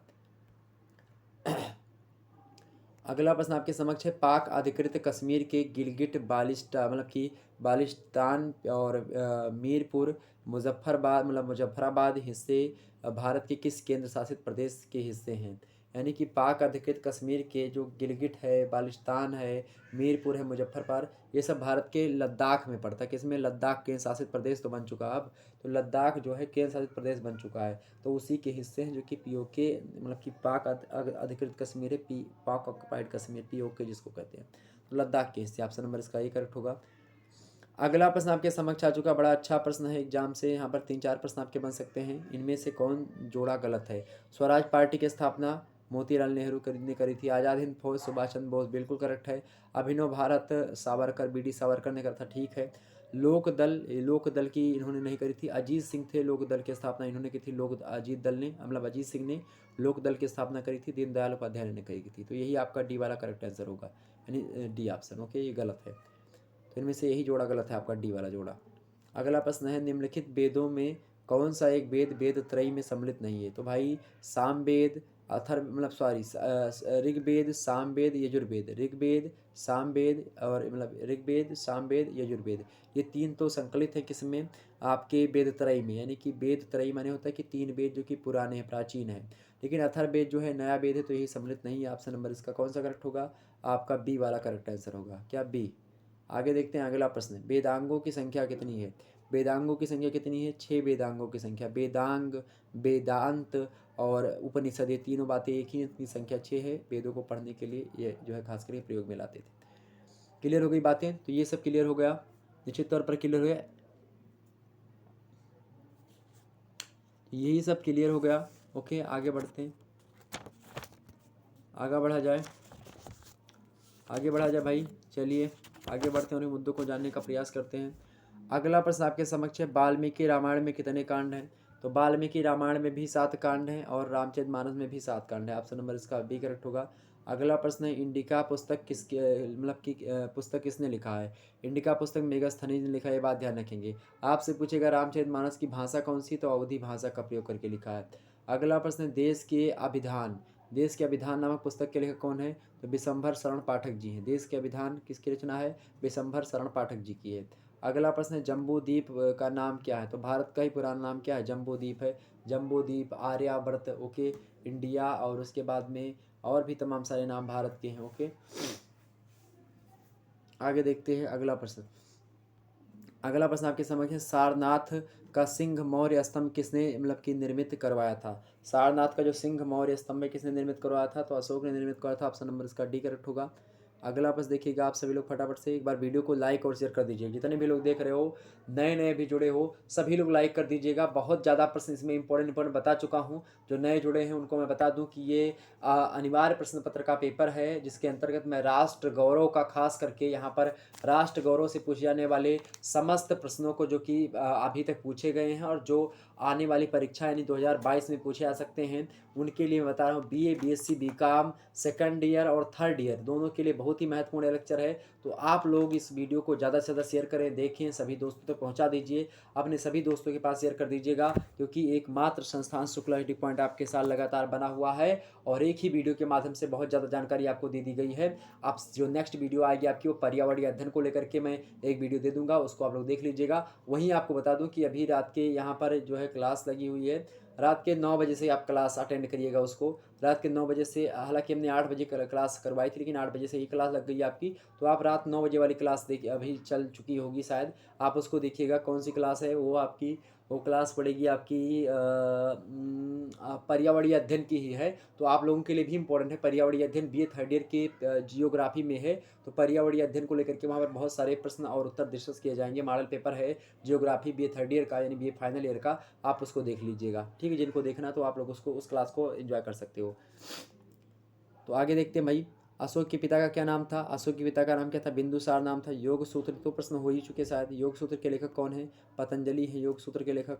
अगला प्रश्न आपके समक्ष, निम्नलिखित में से कृषि का प्राचीनतम प्रमाण कहाँ से प्राप्त हुआ है? तो बीए, बीएससी, बीकॉम सभी के लिए इंपॉर्टेंट है लेक्चर, ओके। और फिर से जो है बार बार एक ही चीज़ बोलना उचित ना होगा, तो आप सभी लोग समझदार हैं, समझ गए होंगे, ओके। अगला प्रश्न, निम्नलिखित में से किस मतलब कृषि का प्राचीनतम प्रमाण कहाँ से मिलता है? तो नवपाषाण काल से मिलता है, ऑप्शन नंबर इसका बी करेक्ट होगा। अगला प्रश्न आपके समक्ष है, भारत का सर्वोच्च राष्ट्रीय पुरस्कार कौन सा है? भारत रत्न जो है ये भारत का सर्वोच्च राष्ट्रीय सम्मान है, ठीक है। ऑप्शन नंबर इसका सी करेक्ट होगा। अगला प्रश्न है, भारत का सर्वोच्च वीरता पुरस्कार कौन सा है? परमवीर चक्र अगर किसी व्यक्ति को मिल जाए, यानी कि बहुत ज़्यादा वीर था तभी मिला, मतलब कि सर्वोच्च वीरता पुरस्कार है। अगला है, भारत का राष्ट्रीय खेल कौन सा है? भारत का राष्ट्रीय खेल क्या है भाई? हॉकी है। क्या है? हॉकी है। लोकप्रिय खेल क्या है आपका? क्रिकेट है। अगला प्रश्न आपके समक्ष है, भारत का राष्ट्रीय मतलब क्या है? भारत का राष्ट्रीय फल कौन सा है? भारत का राष्ट्रीय फल कौन सा है भाई? आम है, ओके। ये बात ध्यान रखें, भारत का राष्ट्रीय फल क्या है? आम है। तो इतने प्रश्न आपके क्लियर हो गए। निश्चित तौर पर सारे के सारी चीज़ें हमने आपको यहाँ पर बता दी, ओके। क्लियर हो गई बातें?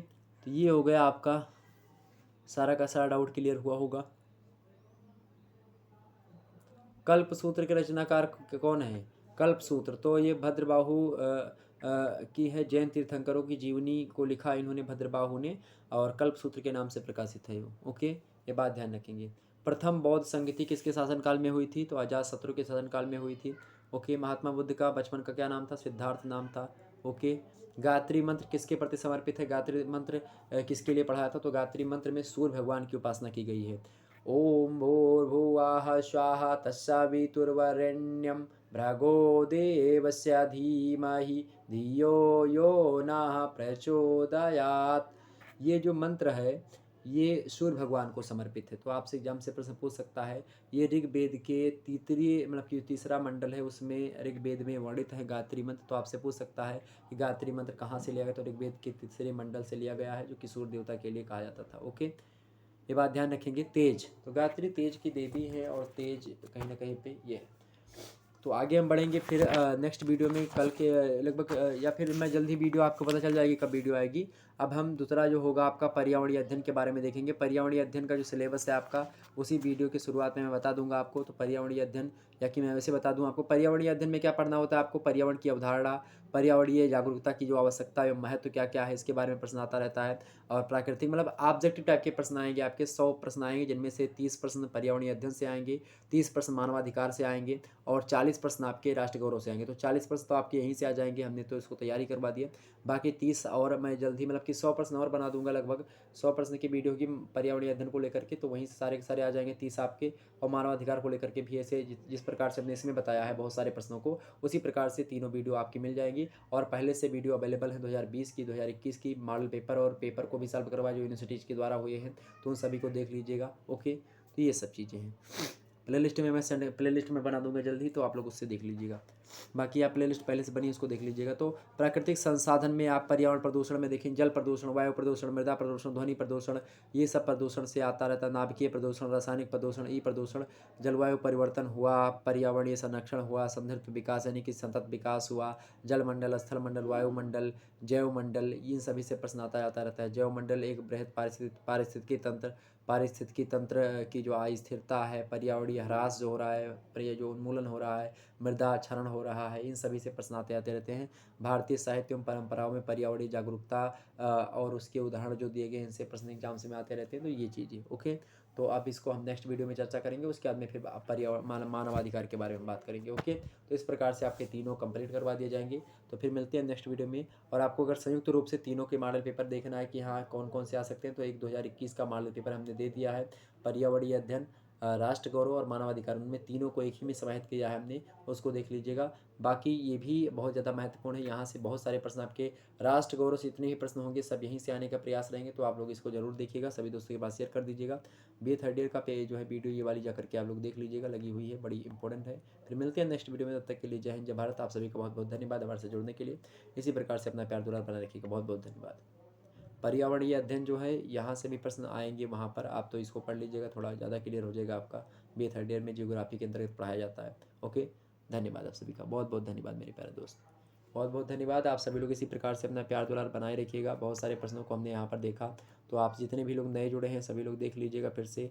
तमाम सारे प्रश्नों को हमने इसमें बता दिया। बहुत सारे प्रश्न हमने वैसे बीच में बताए हैं। आप ईयरफोन लगा करके 3 से 4 बार सुन लीजिएगा वीडियो को, आसानी से सारे के सारे प्रश्न आपको याद हो जाएंगे और निश्चित तौर पर सारे डाउट आपके क्लियर हो जाएंगे। ओके, तो फिर मिला जाए नेक्स्ट वीडियो में। चलिए, धन्यवाद आप सब।